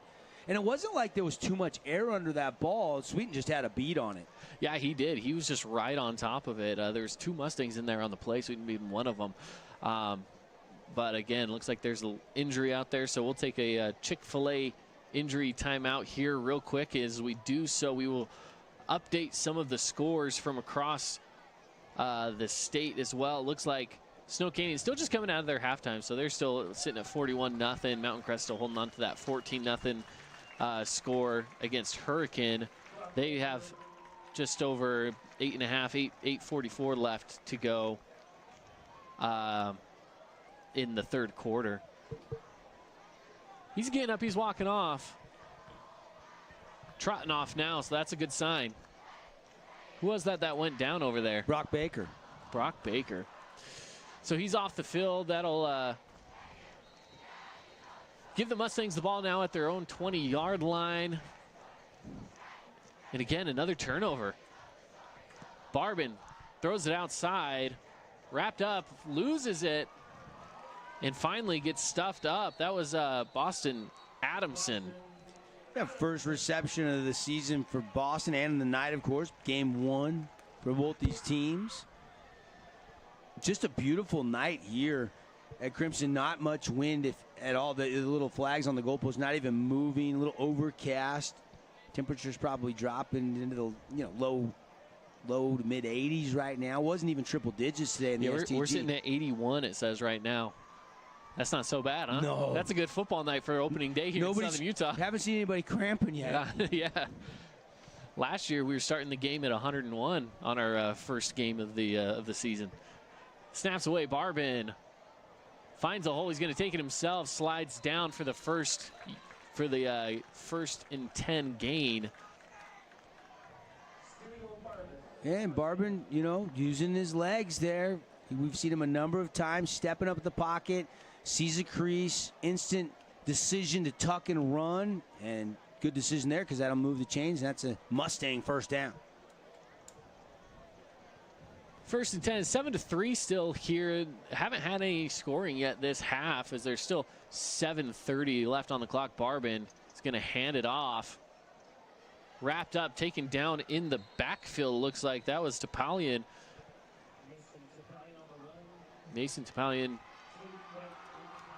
might have got back to that line of scrimmage just barely. Looks like they're going to put him back actually a yard, so that'll be now at about 2nd and 11.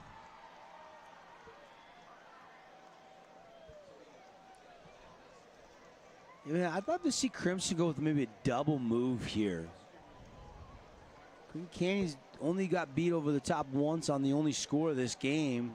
Barbin hitting Connor Kell from 57 yards out. Barbin takes a snap, goes over to his right side, has his receiver there, and he's taken out of bounds. Just shy, about 2 yards shy of the first down mark. Yeah, nice catch over there by number 20, Luke Childs. And now that's just that out route, 7-yard, 8-yard out route. Now if you want it on 3rd and short, you could go out and up. But Topalian in the backfield here just needing 2. You had 3 returning offensive linemen from last year's team back for this Mustangs team. We'll see what they decide to do. Line is set. Snap is away. Handoff up the middle. Topalian tripped up, but he does get that first down. They will move the chains. Mustangs continue to march. That's a pretty good open field tackle. Going low, clipping the legs, but just enough. Another this run. one taken, down in the backfield. Going right back. I mean, they go so quick. But Topalian there, as he tried to bounce and bounce again, there's nowhere to go. 2nd down now. See where they end up spotting him. Any forward progression. They give him a yard. Yeah, I mean, again, both these defenses have been incredible tonight. I mean, clearly you have to guess that through fall camp, these defenses were maybe a little bit further ahead than their offenses tonight. That's what we're seeing on the field. Yeah, absolutely. Both these defenses have been producing some really good football out there. Now a 2nd and 9. Barbin takes a snap. He's looking, finds a gap, tries to run for it, but he gets wrapped up and taken down. Coates again, Cordell Coates, the senior, coming up, going low. Nice little play for the sack. Good awareness there by Coates to see, because again, this is something Barbin's done a few times. He sees a hole and he just says, I'm going to go for it. So Coates decides to rush in. He held back just long enough to rush in and see what Barbin was doing, take him down for a 2-yard loss. So 3rd down now and 11. Three receivers out on the right, one on the left. He looks out to Topalian. Yeah, that's the safety valve, right? The dump pass out there, nothing available downfield, and maybe Barbin, could have kept his eyes downfield a little bit longer. Really wasn't under pressure, but thought maybe Topalian could make a move and get some yards after catch. Not the case. They're all over that quick tackle and punt unit on for the Mustangs. So Messenger now back to punt away on this 4th down. 5 minutes, 9 seconds left to go in the third quarter. 7-9 Mustangs lead this one. Again, a kind of a bad snap for the punter to try to field that one off the turf. He gets it away. It lands at the 30-yard line, and the Mustangs will stop it down at the 26. Yeah, maybe could have let it bounce to see if it would have took a forward skip, but still not a bad job by Messenger there. When that snap comes in low like that, the panic just goes through you, and you got to stay calm. You got to first scoop it off the turf, and then you got to get it away, and did a pretty good job with a little quick kick there. Low one, but definitely flipped the field. Brings up first down now for the Wolves. That as their offense heads back onto the field. We've got a wide receiver, 5 receivers out there. Stevens in the back. He takes that snap. Pressure coming, gets it away, but it's a little low. It's on the ground. So it'll be no gain in second down. That other Region 10 versus Region 11 game, Hurricanes just started inside their own 20, drove all the way down to Green Canyon's 35, and then turned the ball over on downs. Mountain Crest still leading Hurricane 14-0.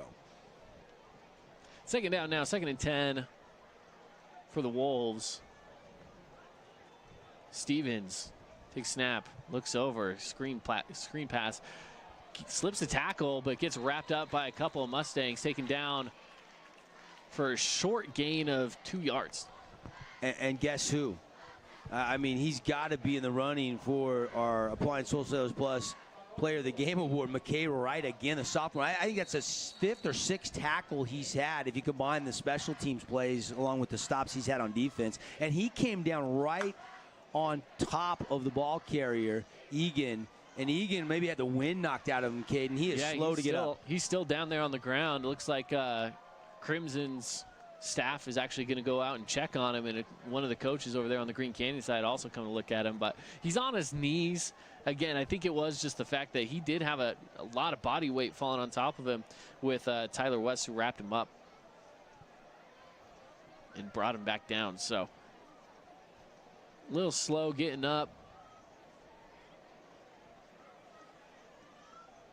Yeah, you hope it's just the wind knocked out of him, right? All that weight coming down. Yeah, he's up and walking under his own power, which is a good sign for the Wolves. That's a very good sign. So he'll make his way off the field. 4:33 left to go in the third quarter here. 7-3 is our score. Mustangs still leading this one. It's been 7-3 for a while. We're still holding on to that score.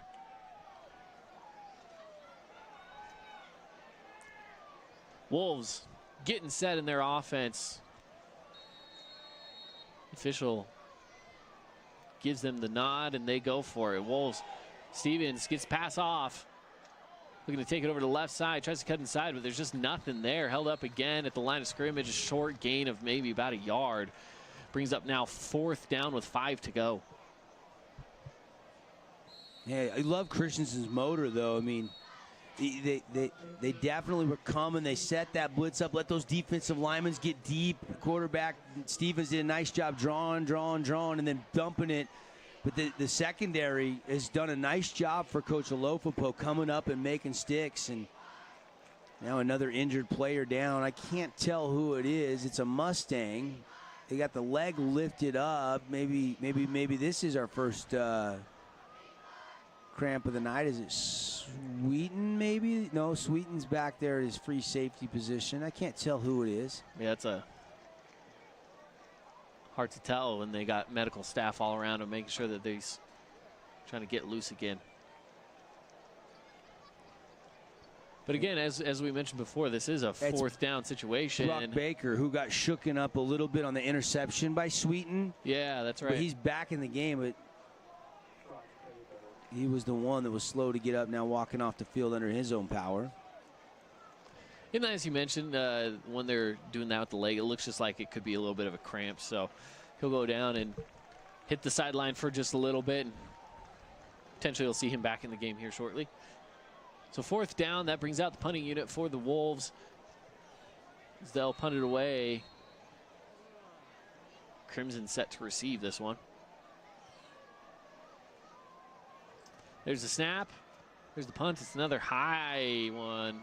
Fair catch at the 42-yard line. So the Mustangs will take over. We'll take a quick 30-second break.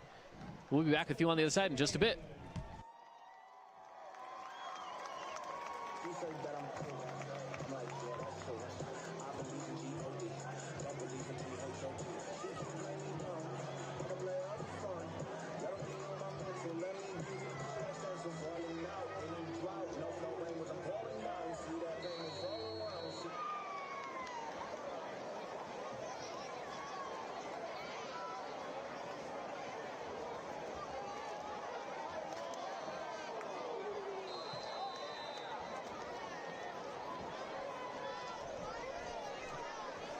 Welcome back here, Crimson Cliffs. They're taking things over again on that first and 10 at the 42-yard line. The first play was a pass on the run. Couldn't quite haul it in, so it brings up now 2nd and 10. Now Crimson started out trying to move the ball fast, but they're heading into the huddle now to try to slow things down, get the right play. Spreading things out with 3 receivers on the left, 1 on the right. They hand off to the running back. Topalian's going to take it up for a 2-yard gain. Springville just scored again. PAT no good, so they lead Dixie right now over at Don Lay Flyer Field, 41 to 14.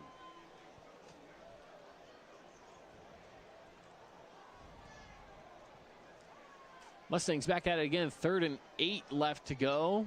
This Green Canyon defense still holding on, not letting the Mustangs get far as Barbin's going to look to pass. He gets wrapped up, slips it, tries to get another pass off. He does, but he throws it out of bounds. So now to bring up 4th down, 8 to go. Barbin hit the deck pretty hard. But that'll bring out the punting unit now for the Mustangs again.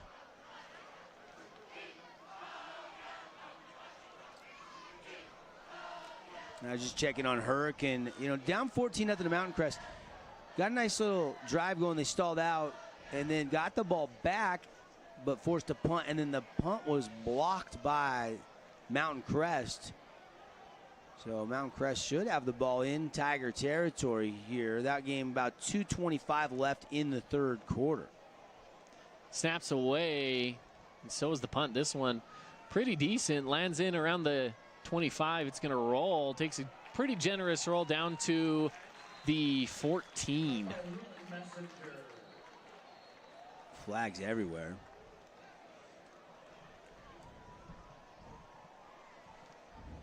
Yeah, lots of flags out there on the play. Yeah, I think both are the same call, though. They're both thrown at the same spot.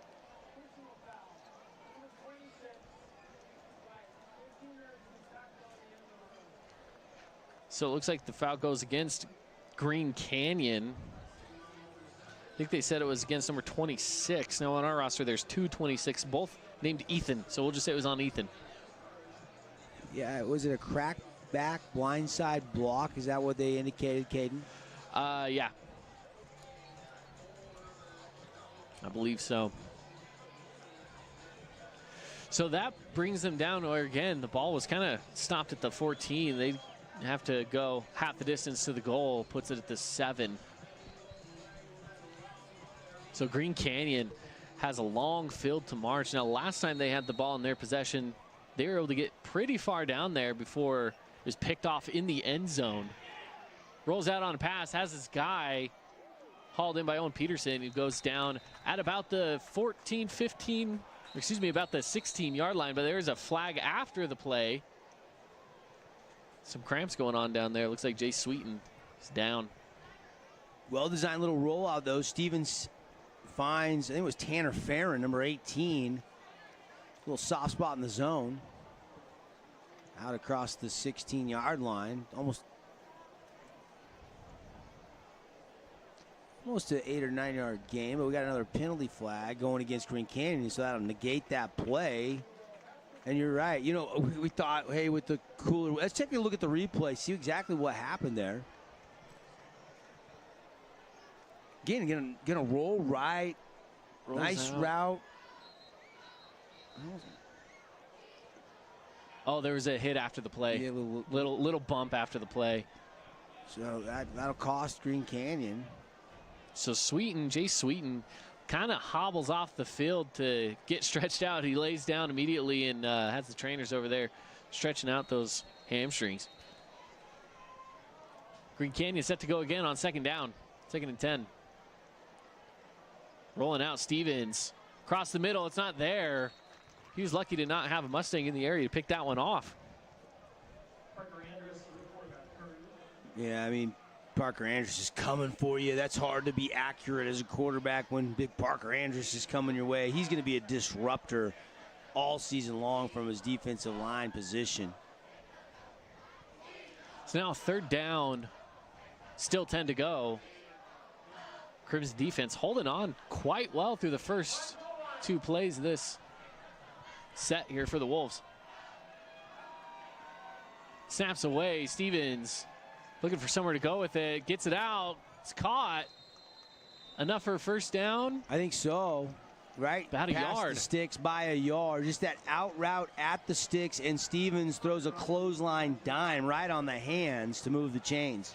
That's Connor Dockery, senior there for the Wolves with the catch. And a much needed 1st down. You kind of get a little breathing room. Right, you don't want to be tied up against the end zone over there. So able to pull it away. Handoff up the middle. Held up pretty well there by the Mustangs. Give him a couple yards on the play. Yeah, Christensen, when he's running it right up the 2-hole, point of attack there against Anders, there's been not much room, but that time got his legs pumping again. I love how he does that and does turn that into a 3-yard pickup. Stevens keeps it himself, but runs into a wall. Well, that's pushed backwards. That's the RPO, and you know, when you keep it there, you got to see some daylight. He pitches that. I think Christensen actually has a little bit of running room to the outside.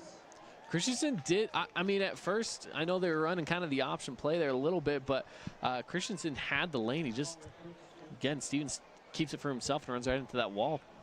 Well, the receiver on the jump, the only reason I say he probably should have pitched there was because defensive end really didn't keep outside contain, and the outside receiver had his guy locked up. Now, could he have shedded it and come up and make the tackle? Sure.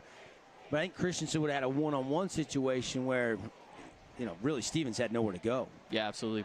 7-3 here still. Crimson with that lead over the Wolves. But, you know, again, defensive battle here. I mean, like you said, 7-3. So yeah. Both these defensive ruled the day in this contest so far. 3rd down, that penalty puts him down with 3 yards to gain. Stevens going to keep it himself again. Slips some tackles. Gets a solid gain. About 10 yards. Yeah, and if I'm going to critique him, I got to praise him. That time, the right decision. Calls his own number, goes right off left tackle. You know, and he does a nice job leaning, falling forward. Only needed 3, got almost 10. 1st down for the Wolves. Snap away. Stevens is looking to pass. He's going to air it out high. No one there, though. Defense kind of got in the way a little bit. I think maybe tripped him up a little. They didn't call any sort of pass interference or anything, but Onulu is the DB that was the closest guy to that as he was giving chase down to the boundary. It'll bring up 2nd and 10. And he's only in the game because Sweeten is still not returned. He's still kind of... He's over there on the kind of on the table. Yeah. Trying to finish getting stretched out. Snaps away. Stevens drops back to pass. Goes over the middle to Christensen. Christensen gets wrapped up and held at the 45 before he's taken down. See if they give him forward progression. They'll give him forward progression to about the 46.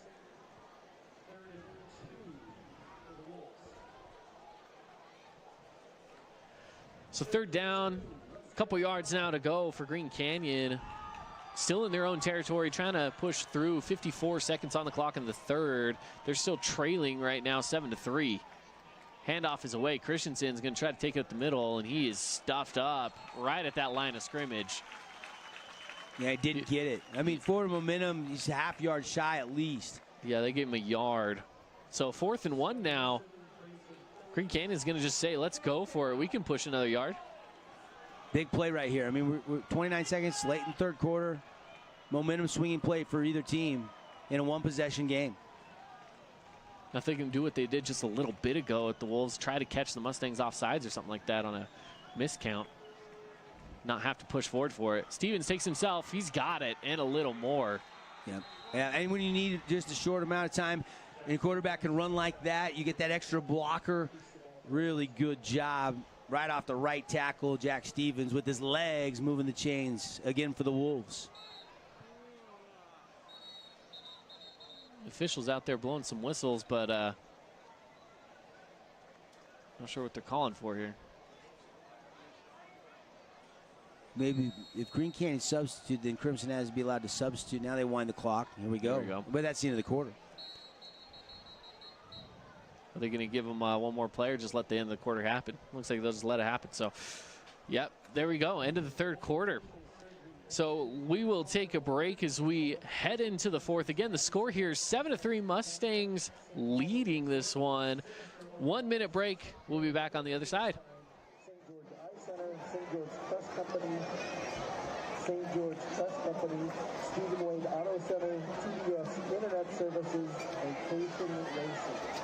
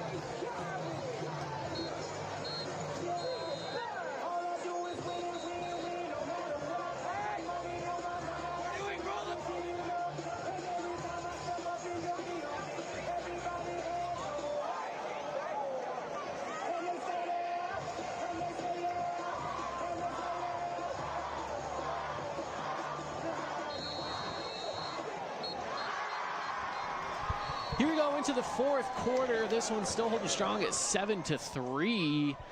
Crimson Cliffs with the lead, but Green Canyon with the ball right at the 49-yard line of the Mustangs. So they're going to start things off. 1st and 10, fresh set of downs here.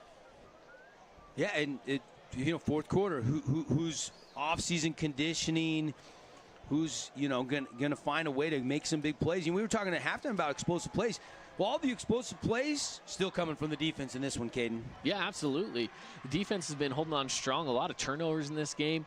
And the offense of just both teams having a hard time moving those chains. I would say that Green Canyon's done a little better as Christensen runs up the middle for a 2-yard gain. But, yeah, Green Canyon's been able to move the ball pretty well here in this second half, but still not enough to get any more points on the board. Yeah, no question. And, Connor Kill had 2 catches, 71 yards in the first half. They haven't been able to get him the ball. But Jack Stevens is spreading the ball around, and he's making plays with his feet. I'm going to say, speaking of Stevens, he keeps the ball himself on this one for a 4-yard, 5-yard gain. It is now 3rd down and 4 to go. The Wolves moving quick pace. Here is another handoff to Christensen. Gets wrapped up immediately, but still ends up slipping it for a couple yards, maybe just a yard. 4th down, 3 to go. Grayson Phillips again. He's made a couple plays for Coach Olofopo in this defense tonight. In another 4th down situation. 4th downs tonight. And Green Canyon 3 for 3. Green Canyon is 3 for 3 on 4th downs tonight. Well, here they go again on a 4th and 3. Mustangs got to see if they can hold them off here from gaining that first down. Stevens takes the snap. He keeps it himself, and he's going to get wrapped up, taken down. That could be our Morgan Pest Control defensive play of the game right there, holding up that 4th down stand. And guess who's in the middle of it all? Parker Andrus. And help and friends, Parker and friends. I mean, the whole Stain gang was coming up the middle there. You know, they called Stevens' number, quarterback running the ball again, and that time defensive line just outworked the offensive line. And that's a huge turnover on downs for this Crimson Cliffs defense. And now their offense gets the ball at their own 43, so good field position here to work with for Steele Barbin.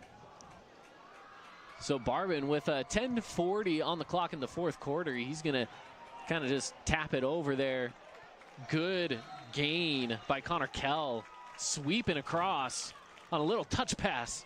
Looked like something you'd see in a basketball game or a little volleyball set almost to him. It was quick. Little pass over to Connor Kell as he sweeps across for a good 5-yard gain. Well, you know, you can run sweep, toss. I mean, it's really that jet sweep, whatever you want to call it. There's variations of that you can run. And if the timing's down there, not a bad idea to just flip it.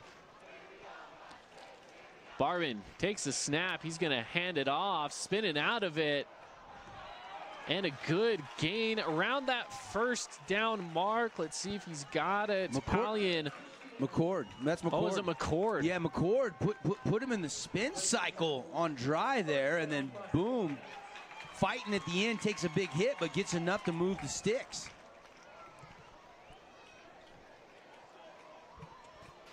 So now 1st and 10 here for the Mustangs. They've made it over into their own territory, or into the territory of the Wolves now, with 9:40 on the clock. It's a good position to be in. 7-3. They're still leading this one. Wolves defense seeing if they can make a stop here. Barbin goes to pass. He's got his guy. Decent gain over there for Luke Childs. Give him 9 yards on this one. Brings up 2nd down. Total offense now about 230 for the Mustangs. Handoff up the middle. Enough gain for a 1st down plus a little extra. They call him Christiansen, by the way, the PA announcer. So we'll call him Christiansen. Spelled the same as Gavin Christensen for Green Canyon.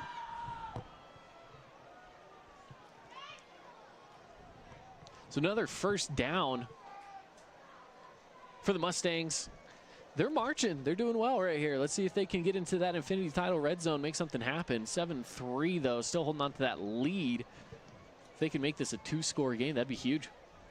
Snaps away. Barbin looking to pass. He's going deep with it. Does he got his guy there? Just outside of the reach of Luke Childs. Not quite able to haul that one in. It could have been a touchdown. It was right there. I like that play call, though. You know, you get Childs behind the defense, showing you his speed, and extends out. I think fingertips just tickling the end of that football. Just couldn't quite bring it in. Just overshot him by inches. I mean, you might want to go back to that later, maybe just out of a different formation with Childs, because that was there. It was right there. It was real close as Barbin takes the snap again on this one. Hands it off to Christiansen. Pushes forward for a gain of about 3. And I like that quick decision by Christiansen. Like, he feels the pressure coming. He makes that quick cut almost right where the center was when he snapped the ball and got running north and south just to make sure he could pick up about 4-yard gain. Topalian's going to come back in at running back position. Barbin getting the play call on the sideline, runs back into the huddle. Mustangs heading out to the line to get set. 8:14 on the clock. 7-3, still the lead for the Mustangs. Barbin takes the snap, looking to pass. He's going to go out to the corner. Does he have a guy not quite there? Really good covers. That ball to Adamson was almost right on his hands, but when you're kind of weaving towards the boundary, and it was kind of like looking up over almost like a center field going straight away to the wall, and he just really couldn't find a beat on that. That would have been a special catch had Adamson been able to bring that to the body. Said that brings up 4th down. The Mustangs are going to stay out there on the field, try to gain something here. It's 4th and 7, so it's a long one. Yeah, you're out of field goal range, though, so you got to try to convert here. Barbin set, takes the snap. He's going to look to pass. Does he have anyone there? He rolls out to his left side, still trying to get the ball away. He does, towards the end zone. Picked off? Not quite. Ball hits the ground. And actually, I think the receiver ended up being the DB. I think Connor Just Kell about.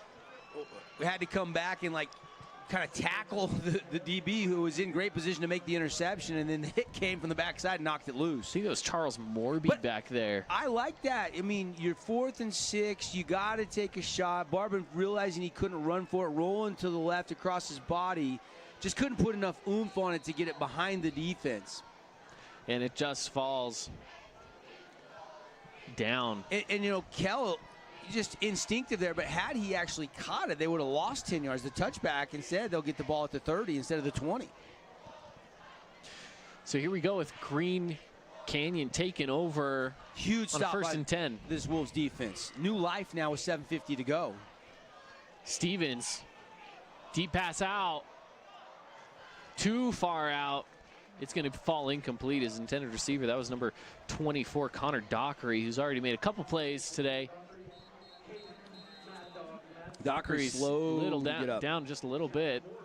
And Good sportsmanship there as one of the Crimson Cliffs players, helping him stretch out till. And that's Sweeten, I think. Sweeten is back in the game. And no, it's not. It's number 3. That's Morby, Charles Morby. I thought maybe I saw Sweeten back in that play, though. Or is he still out?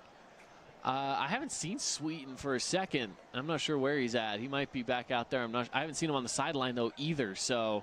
Yeah, he left with what we thought maybe was some cramps, but I don't know if he's returned into this game. And early in the season, you're probably going to see a little more cramping. These guys still trying to get into game day shape. It definitely takes a lot out of you there. Well, a little humid tonight. It was a little humid, especially this afternoon with the cloud cover here. On the ground, that's number 14, Carson Thompson, it looks like. Or, excuse me, that's number 24. That is Dockery, excuse me. Yeah, he was the intended receiver. Really throwing a post route into triple coverage, though. It just wasn't there. He finds his way off the field. Green Canyon ready to rock and roll again here with 7:41 left on the clock in the 4th. Snaps away. Stevens going to pass. Finds his guy. Gets the yards to gain. Goes out of bounds around the 50. So it'll be another first down for the Wolves. They're fighting to get back into this one again. Yeah, deep out route. And nice throw. I mean, that's the throw you love to see your quarterback make. Stevens is going to throw that from the middle of the field, deep out, right onto the hands, perfectly timed. Back at it on the line. The official has the ball placed. The Wolves are ready to go here. First down on the 50. Stevens takes the snap. Passes it across the side, in and out of his hands. Incomplete. It'll bring up now 2nd and 10 from the 50. Stevens is 16 for 29, 134 yards in this game. Getting up there, you can be 30 attempts here real soon. They've kind of went away from the run for the most part. Down 7-3 here in the 4th quarter. Just 7:16 to go. Nobody has scored since Connor Kell in the 2nd quarter. Nice catch, climbing the ladder, and then getting it down inside the 30-yard line. Green Canyon. That is Egan. Athletic catch. Yeah, big move to get that first down and a lot more. And now more cramps, Caden? Looks like or it. Another injury, at least, is the Crimson Cliffs. I think it is training cramps, staff is coming out to stretch out. Not sure who that was on the play there. Do they drink pickle juice anymore? It used to be the old secret remedy for cramping. Used to be what they would do, right? Pickle juice? That's what I've heard. So with that, we'll take a quick timeout with this Chick-fil-A timeout, injury timeout. Give you 30 seconds, and we'll be back on the other side in just a bit from Crimson Cliffs High School.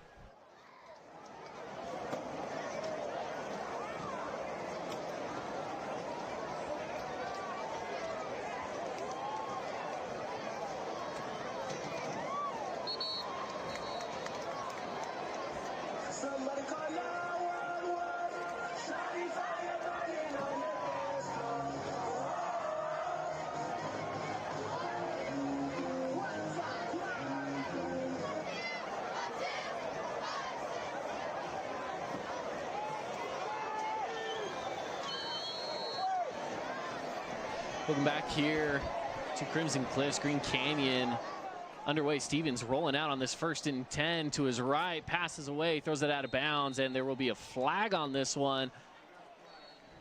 See what the officials say about this one. Not sure where that flag came into play. So the officials will converse. The score here, 7-3. The Mustangs leading this one over the Wolves.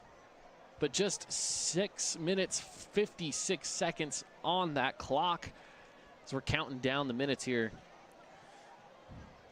Yeah, and again, we were complimenting the defense all night long, and it continues to be the theme. And so back the Wolves up a little bit, though, because they were really starting to get a little rhythm offensively. Started with that deep out route, and then obviously Egan over the middle on a crossing route. But 1st and 15 now, just outside the 33-yard line for the Wolves. Touchdown here, though, and all the momentum swings. Snaps away. Stevens gets it all across the middle. That's Christensen. Gets right down to that line to gain. Does he have enough to gain, though? Are they going to move those sticks for him? I love the decisive move. I mean, he just runs with a little ferociousness there, and I almost got all 15 of that, just inches shy of a first down. Now you got, after getting backed up, no problem, get the ball to Christensen, and it's 2nd down in inches. Yeah, absolutely. That was the game plan. Yeah. They are inside that Infinity Title red zone, though, so that's where you want to be.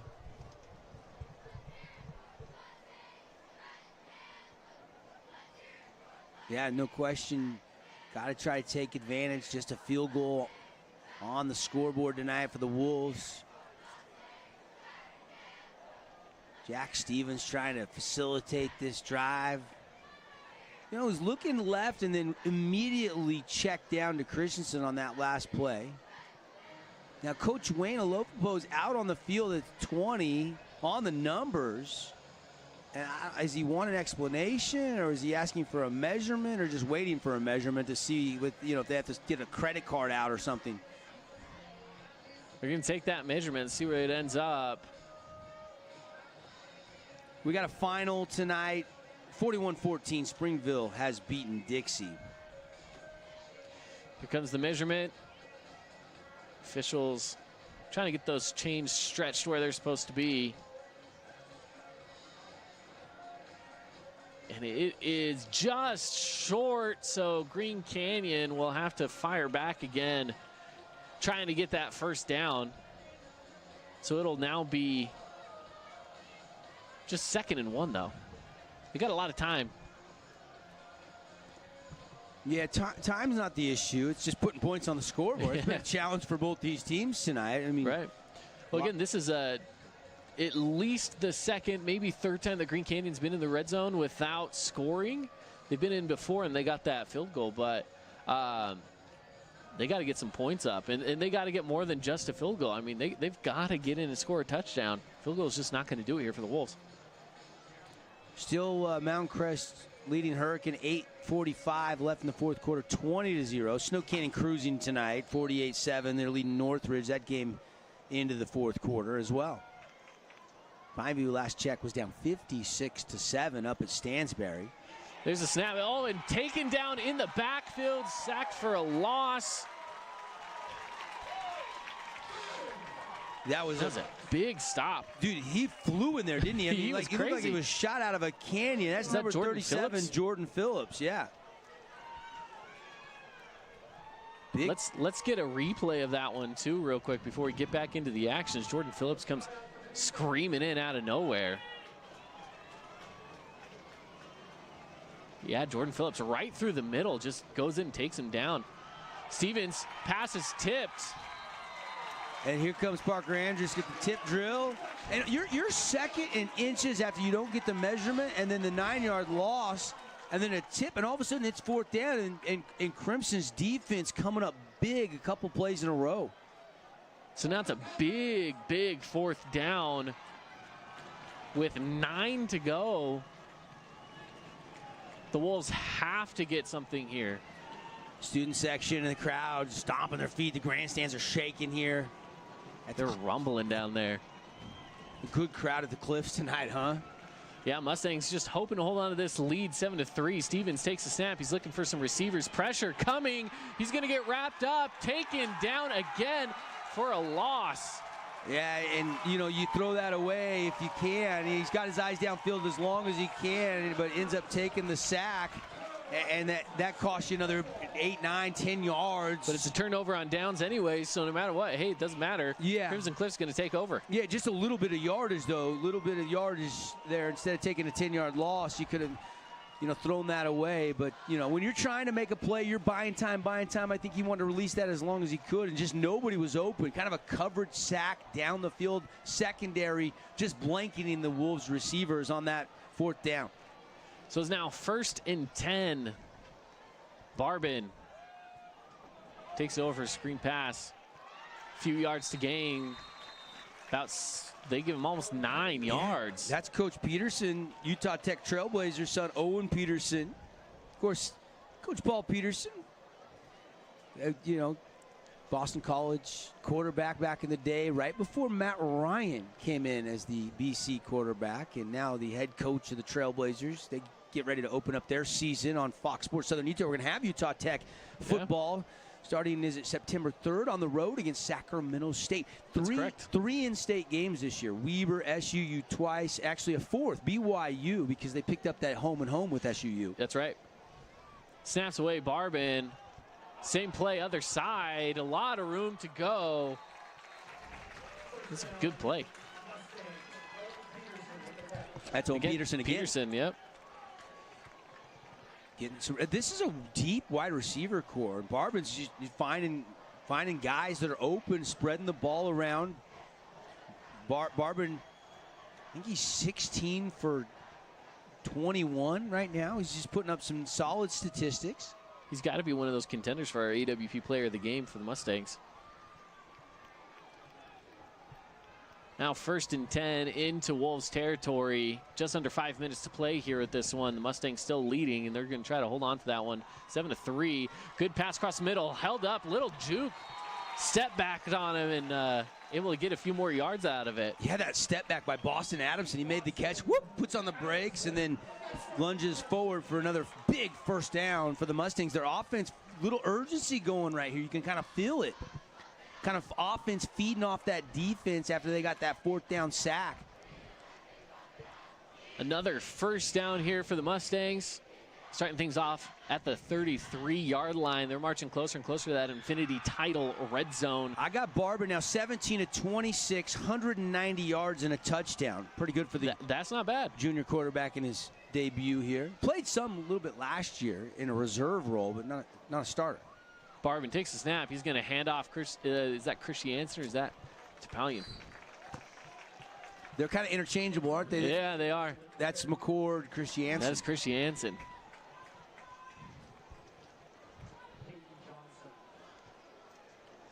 So 2nd down now. Gain of 3 on that one. 2nd is 7. Right at that 30-yard line.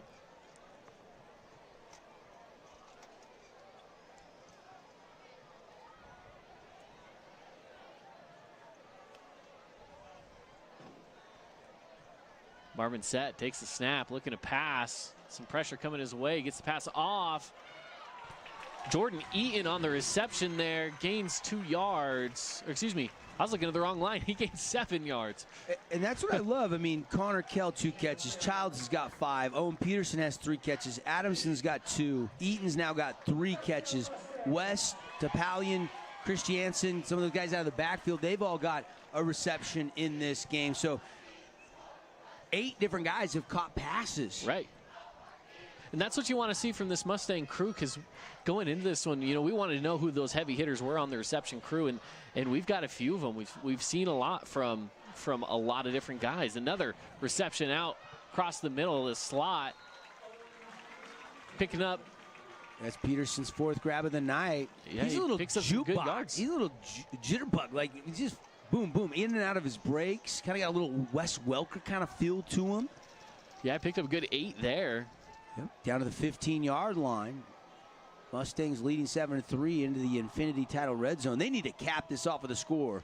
They would take a lot of pressure off their defense if they can punch this in. Absolutely. Even a field goal would feel pretty good, but then you still leave the door open with a field goal. Right. Feels good being inside that Infinity Title red zone, though, right now as Barbin kind of gets wrapped up, taken down for a short loss of 2. Good defensive play there by the Wolves to hold things off. But 2:25 left in this game. Tate White lays a lick on Barbin. He's ginger. He laid into him. That was a big stick. Barbin was kind of trying to stay, eyes downfield, and boom, big hit comes. And Barbin kind of hobbling off the field, too. They decide to take a timeout. So with that timeout, we'll take a Chick-fil-A timeout ourselves, shall we? And take 30 seconds. Be back with you in just a bit.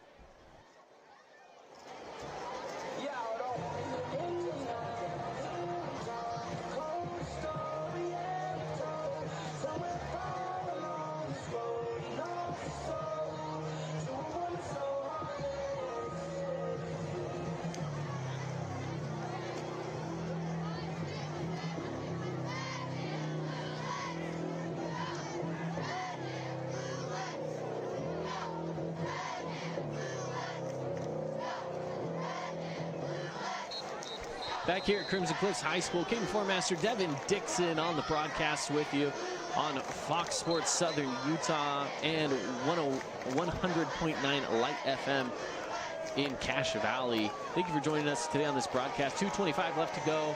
Mustangs leading this one 7-3.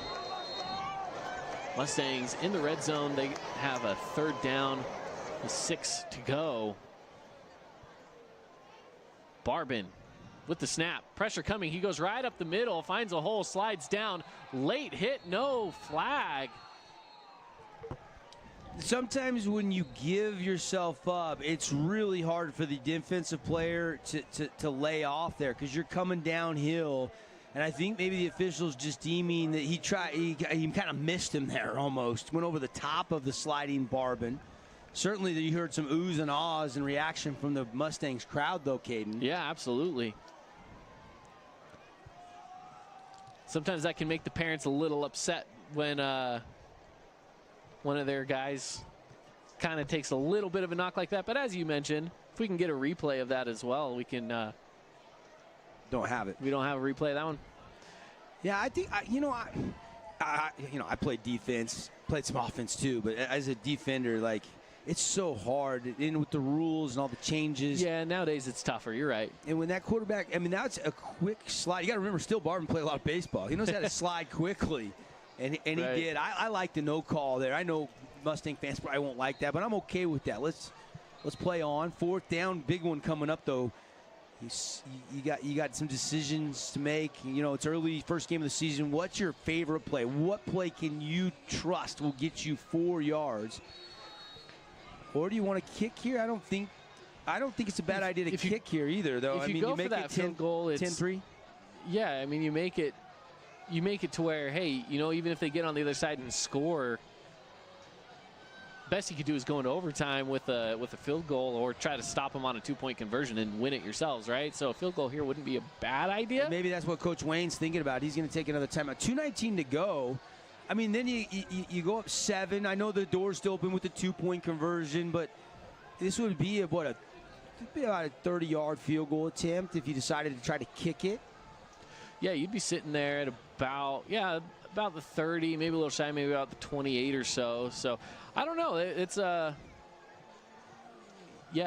guess we'll see. We'll see where they end up on this one. But again, they'll take another quick timeout here, another Chick-fil-A timeout. Thank Chick-fil-A for being one of our sponsors. Want to thank some of our Cache Valley sponsors as well. We have Les Olson Company, Preston Watts Collision and Glass, Advanced Heating and AC, Advanced Fireplace and Stove, Cache Valley Auto Care, D.O. Marshall with Century 21, and Sierra Homes. They are lining up for that field goal. So Mustangs just trying to get an extra 3 on the board. It's away. It looks like it's good. And it is good. Puts them up 10-3. Yeah, I think that's what you take that timeout. I think that's a smart decision. Nice drive. You did not want to come away empty-handed and just leave it a 4-point game. 7 feels a lot better, especially the way this Mustang defense has played all night. Just giving up the field goal. And that was on a bad punt, as we talked about. If you're joining us late, that punt got away from bad snap, and then they tackled the messenger going back inside the red zone, and they were able to just, get a couple stops there and force the field goal, but that gave that short porch to Green Canyon. Aside from that, this Mustang defense has been stingy. You look at the stats, and, total yards, Green Canyon 188 total yards, I think, by my count. So not a lot of, total offense. 188 now for Green Canyon. Mustangs, that's passing yards, but only 56 rushing yards. So still 244 for the Wolves. Anytime you can keep somebody under that 250 total yardage, that's a really good defensive effort, especially when there's only 3 points on the scoreboard. Yeah, you're absolutely right about that. And I mean, when you're looking at the Crimson's numbers on the board there, I mean, they're leading in both passing and rushing yards, which in this big defensive game, they're not leading by much, but they are still leading. And a lot of it is due to this drive that we just saw from them where they capped it off with another 3 points, getting that lead 10-3 now over the Wolves. The Wolves will now sit back to receive the kickoff. Loses it out of his hands, has to pick it up, able to pick it up and run back the other way with it, but goes down around the 15-yard line, just past the 15-yard line.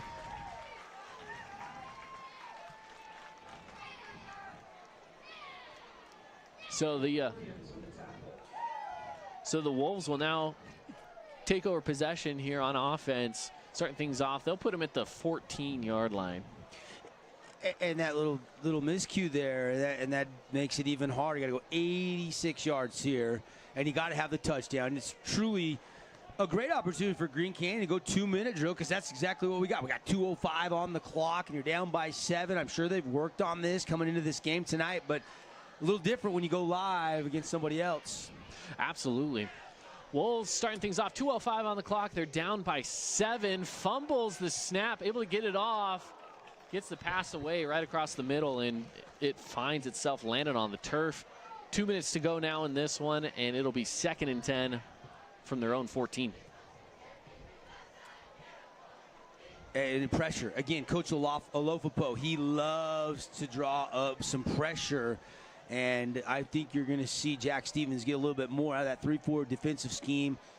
Don't be surprised if they're sending 2 every time here. They send 1. Here he goes, Stevens across the middle. He has his guy, but he's hit hard immediately. It's number 26 for Green Canyon, Ethan Cutler. Yeah, Cutler took a stick there. Rowan Williams, the junior, come over and big hit. 3rd down, 2 to go. Again, across the middle, enough to gain for a 1st down and more. Same guy, Ethan, bringing this one in. But you'll give him that, and you're keeping him in bounds. You got a long field to go. Now you're down to 1:36. The clock will wind as soon as they set the sticks. Green Canyon's got to be ready to go quick. So here we go, 1st down.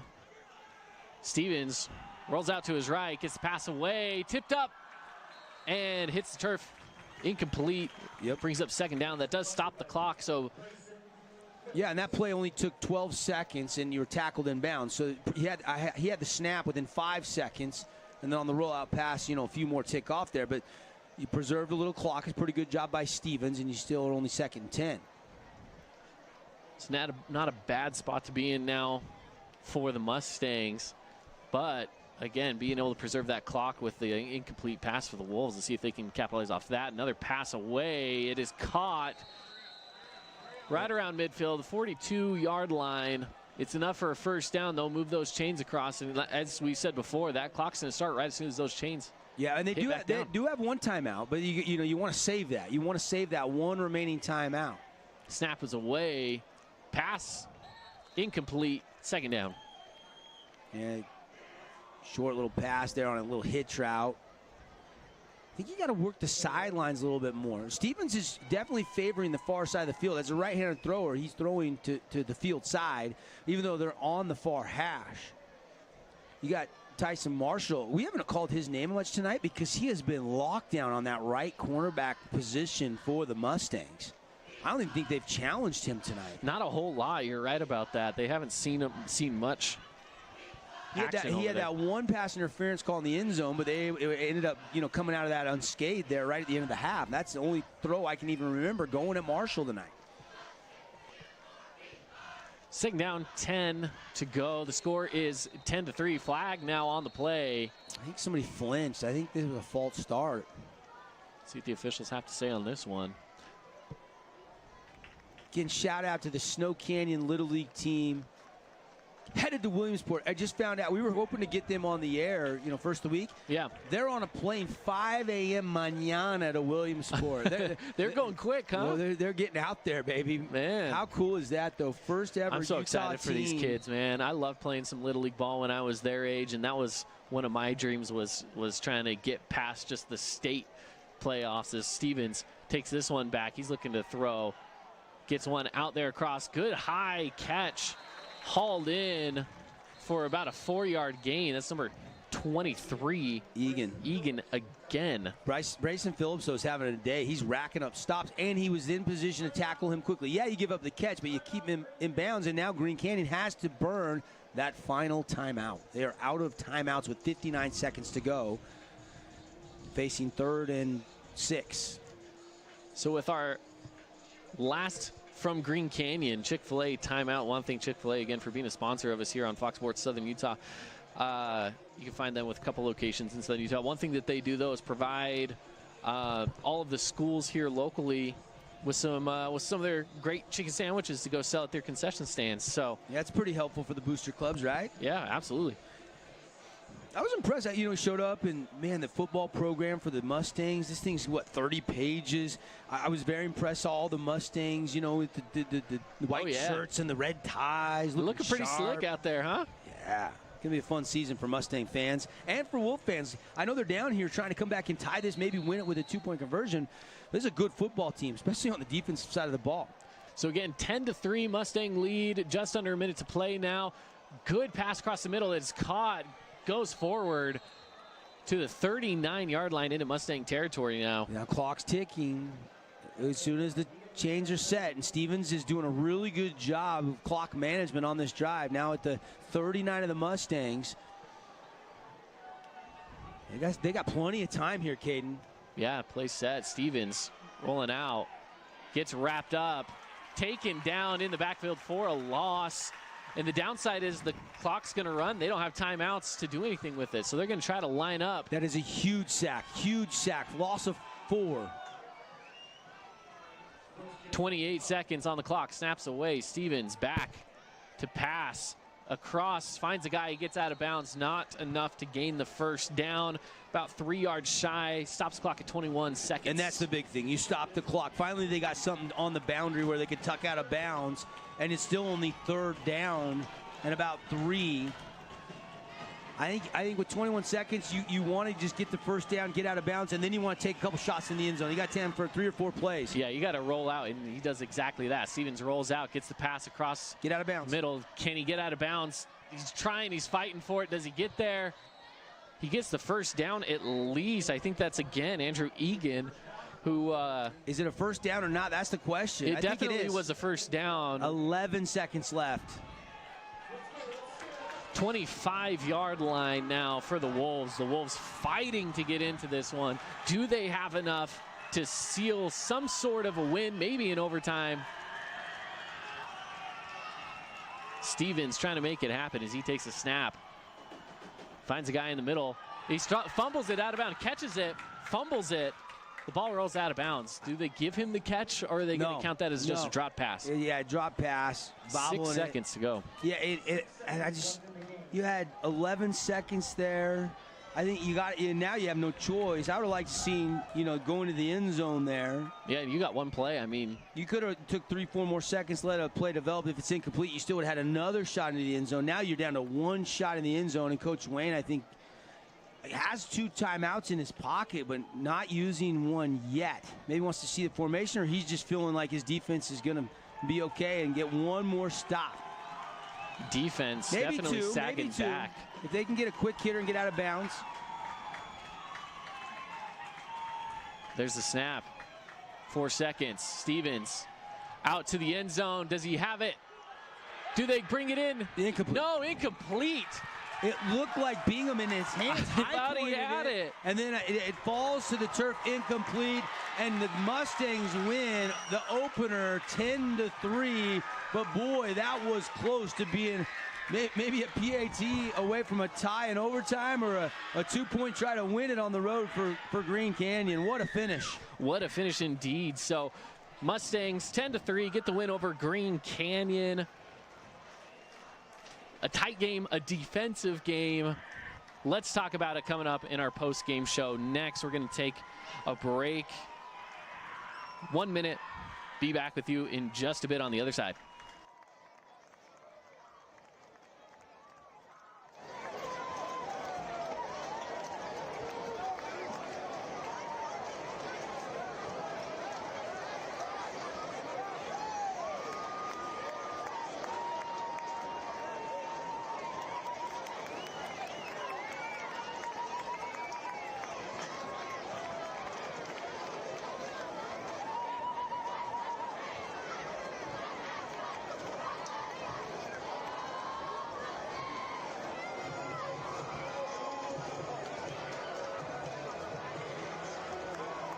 One minute.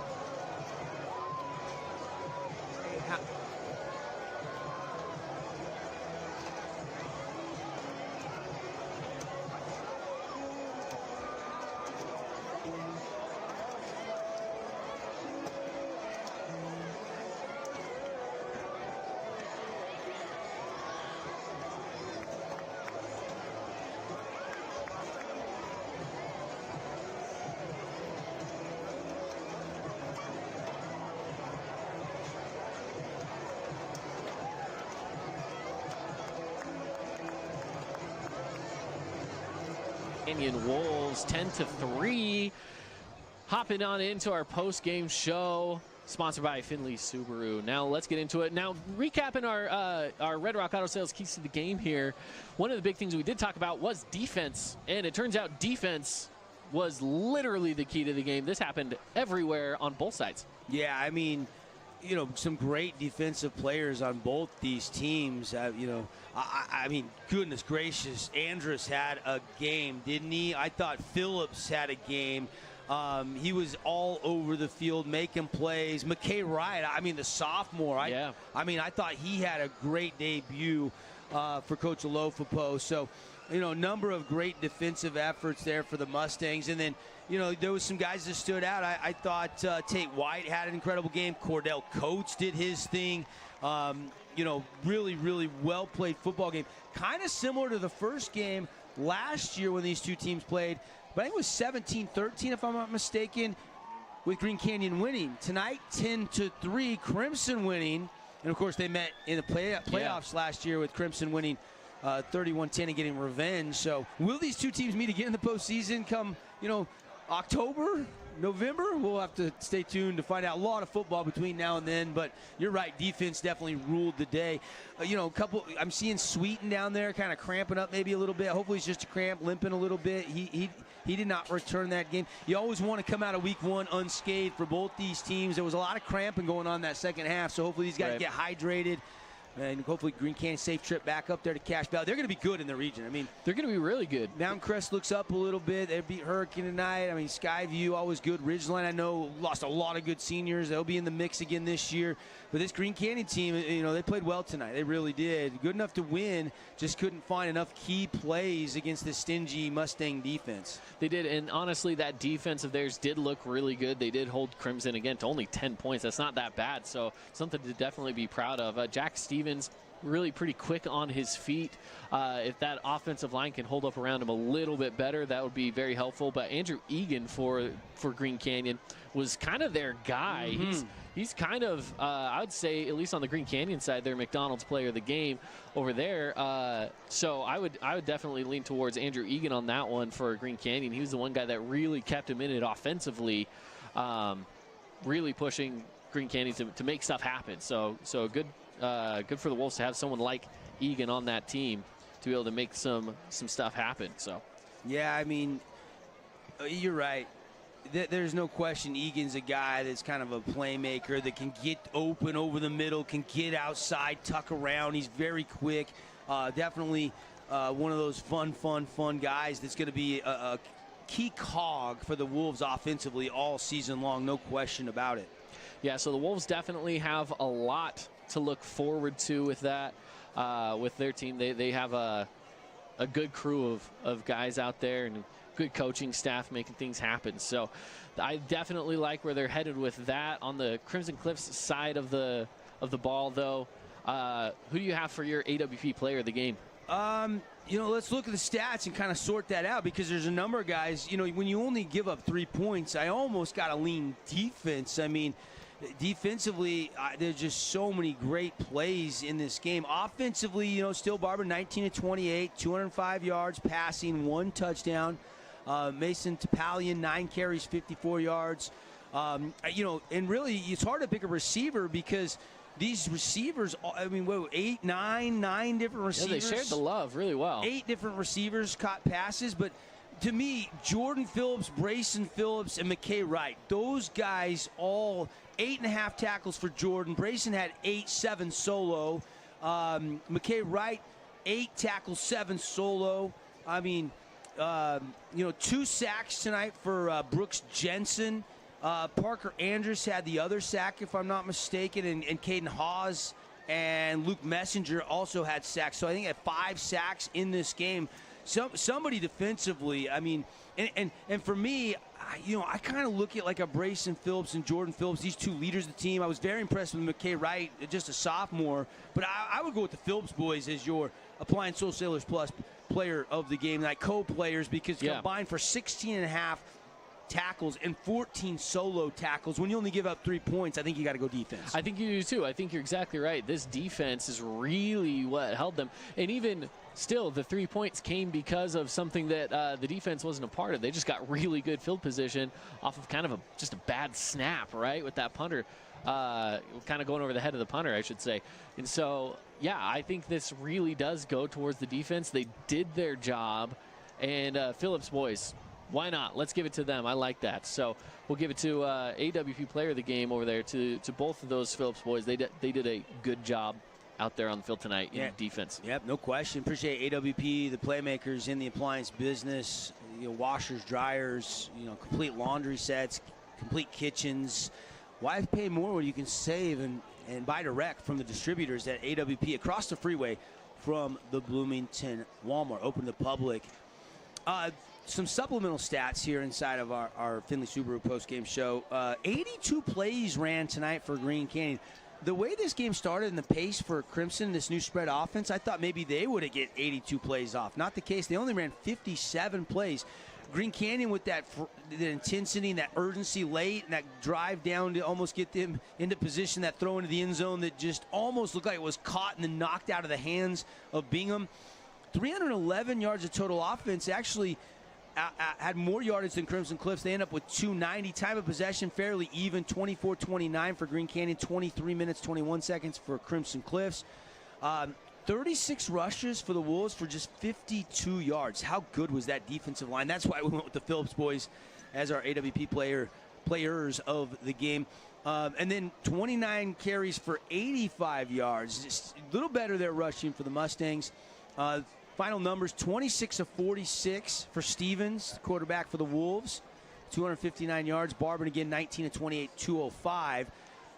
Stevens did throw 2 picks. Barban had 1 touchdown, 1 interception. Turnovers was 2-2 in this game. 22 first downs for the Wolves, 14 for the Mustangs. Third down conversions, 7-18 in this game tonight for the Wolves, 38%, almost 39%. Mustangs going to have to do a little better on that money down, 3 of 11, 27%, and 0 for 2 on 4th down. Meanwhile, the Wolves 3 for 5 on 4th down, but yet it's Crimson with the win. I thought as far as penalty goes, I think both coaches will be happy with that. There's moments and stretches where it was a little sloppy, but overall 7 penalties, 70 yards for Crimson, 6 penalties, 60 yards for the Wolves. But again, I think the sacks was a big difference in this game. 6 sacks for Crimson Cliffs in the win, 10-3. Yeah, that's huge. That's absolutely huge. And in fact, Morgan Pest Control, our defensive play of the game, I'd have to say was that sack that came on the 4th down where Green Canyon was trying to make something happen, but instead, big 4th down sack from the Crimson Cliffs Mustangs. That is our Morgan Pest Control defensive play of the game. Morgan Pest Control is defending your home from bugs and pest rodents here in Southern Utah. Voted best of Southern Utah. So tell you what, let's take a quick minute break, shall we? And then we can kind of update what's going on across the rest of 4A and wrap up our Findlay Subaru post-game show. That'll be up next in 1 minute.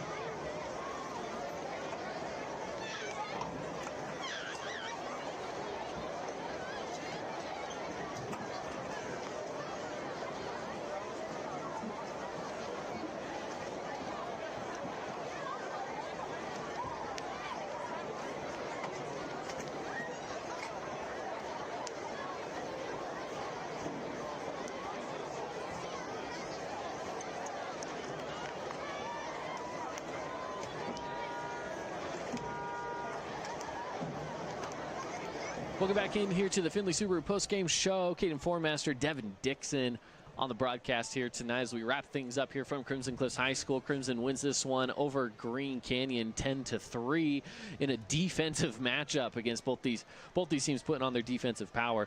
A couple of scores from across the rest of Region 10 and from Region 11 as well. So Snow Canyon ends up blowing that one out as kind of we predicted throughout the first half. It ended up being 48-7. Yeah, and they called off the dogs. I mean, they went to the second, third stringers there, keeping everybody healthy. I mean, that game was 4 first-half touchdown passes by Hunter Johnson. Obviously, a huge start to his senior season. And he was hitting Esplin and Jake Hill for scores all over the place. And that's a good win for them at home to get their season started. Absolutely. Hunter Johnson's going to be a guy to look out for, by the way, in some Region 10 play.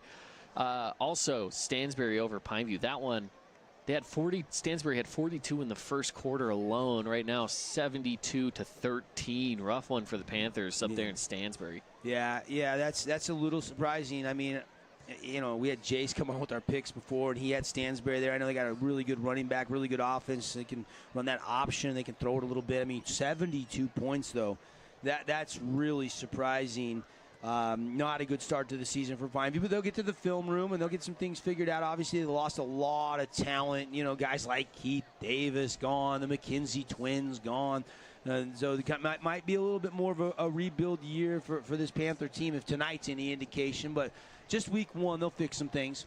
They will. They'll come around to it, which will, eventually it'll all pan out for them, I think, in the end of the season, get a couple wins under their belt. But also across 4A Ridgeline, down against Bonneville, that one's 12-7. Logan and Viewmont, 24-16 with Viewmont in the lead. But again, in Region 10 here, Cedar in Spanish Fork, same score, but not the outcome that you want to see if you're Cedar, 10-3 with Spanish Fork. We were talking about that earlier on From the Bleachers, Caden, and we were saying, hey, that this is a great barometer game for Cedar because Spanish Fork, they've had a rich tradition. They always have a really good, tough, physical team. They're really well coached. Defensively, you like a lot of things, at least with the score. We have eyes on that game. I don't know the stats yet, but obviously, that spread offense, with Sam Elliott taking over his offense, I'm a little bit surprised. Maybe Spanish Fork's defense is really, really, really going to be good. Only time will tell. Week one. Not a bad showing, but a loss is a loss. Right. And the RPI doesn't take how close a loss was into account. But Cedar, Juab next week, I believe? Something like that, yeah. Chance to get back on track in week 2. Springville beat Dixie tonight, 41-14. Springville, one of the top teams in 5A. Really good showing on the road. I mean, they were out to a 28-0 lead, kind of just jumped all over. A bunch of rushing touchdowns. They got some dudes up there. Dixie finally got a Jalen Schultz touchdown pass to Blake Watson right before the half. It was 35-14 after a Seth Cow 96-yard return off a kick return for a touchdown. But then Springville added one more on in the fourth quarter.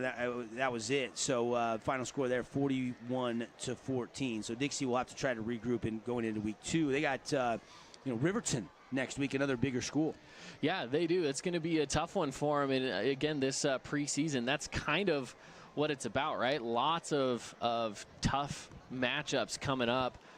And that's kind of what you want to see in the preseason anyways. We mentioned this in the pregame show as well, that that's what the RPI is there for, right? Is tough competition, makes for a decent showing later in the RPI. So by the hopefully way, that comes out to fruition that way. I don't know if this game's quite final yet. It's got to be really close. But last I saw was Mountain Crest was leading Hurricane 27-0. I think that's the final. It's 27-0. So Hurricane will pick up a loss, and Mountain Crest gets that win. So yeah, it's a final. It's a final. Mountain Crest does win that one. Yep. So there you go. There's some scores from across 4A and across the state. A lot of good football being played today on day 1. Yeah, no question. And you look overall, Region 10 with Desert Hills winning last night, Crimson winning, Snow Canyon winning. Grab some wins, but Dixie losing, Hurricane losing, Cedar losing, Pineview losing. So just 3-4 overall in the first week for Region 10. Is that an early indication? Too early to say. Too early to say for sure. Yeah. For sure.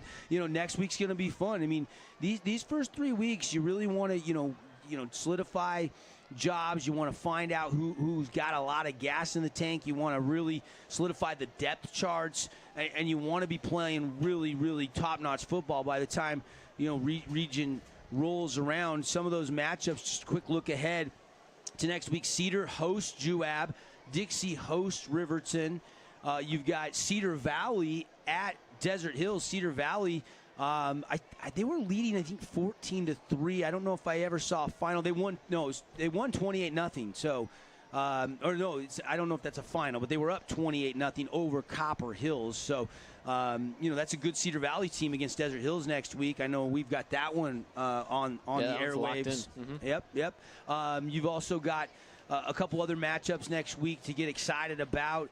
As you let's see, I lost my spot. Here we go. Let me find the rest of the schedule. There we go.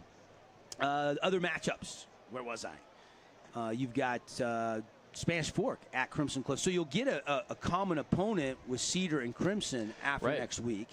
If Snow Canyon goes and plays a team out of Nevada, I think it's Arborview they'll play. Hurricane goes to Nevada as well. They'll play Moapa Valley, so those will be 8 o'clock Mountain Time kickoffs next week. So those are some of the matchups next week we got to look forward to. We got a good schedule on for next week, so you can join us back here on Fox Sports Southern Utah and foxsportssu.com for a few of those matchups as well. So with that, thank you for joining us tonight on this broadcast, whether you're here in Southern Utah with us or up north in Cache Valley. We appreciate you hopping in on the broadcast with us today. It's been a lot of fun here week 1. Excited to hop back in again for week 2. He's Devin Dixon. I'm Caden Formaster. We're signing off. Have a good evening, everybody, and thank you for joining us for this Findlay Subaru postgame show.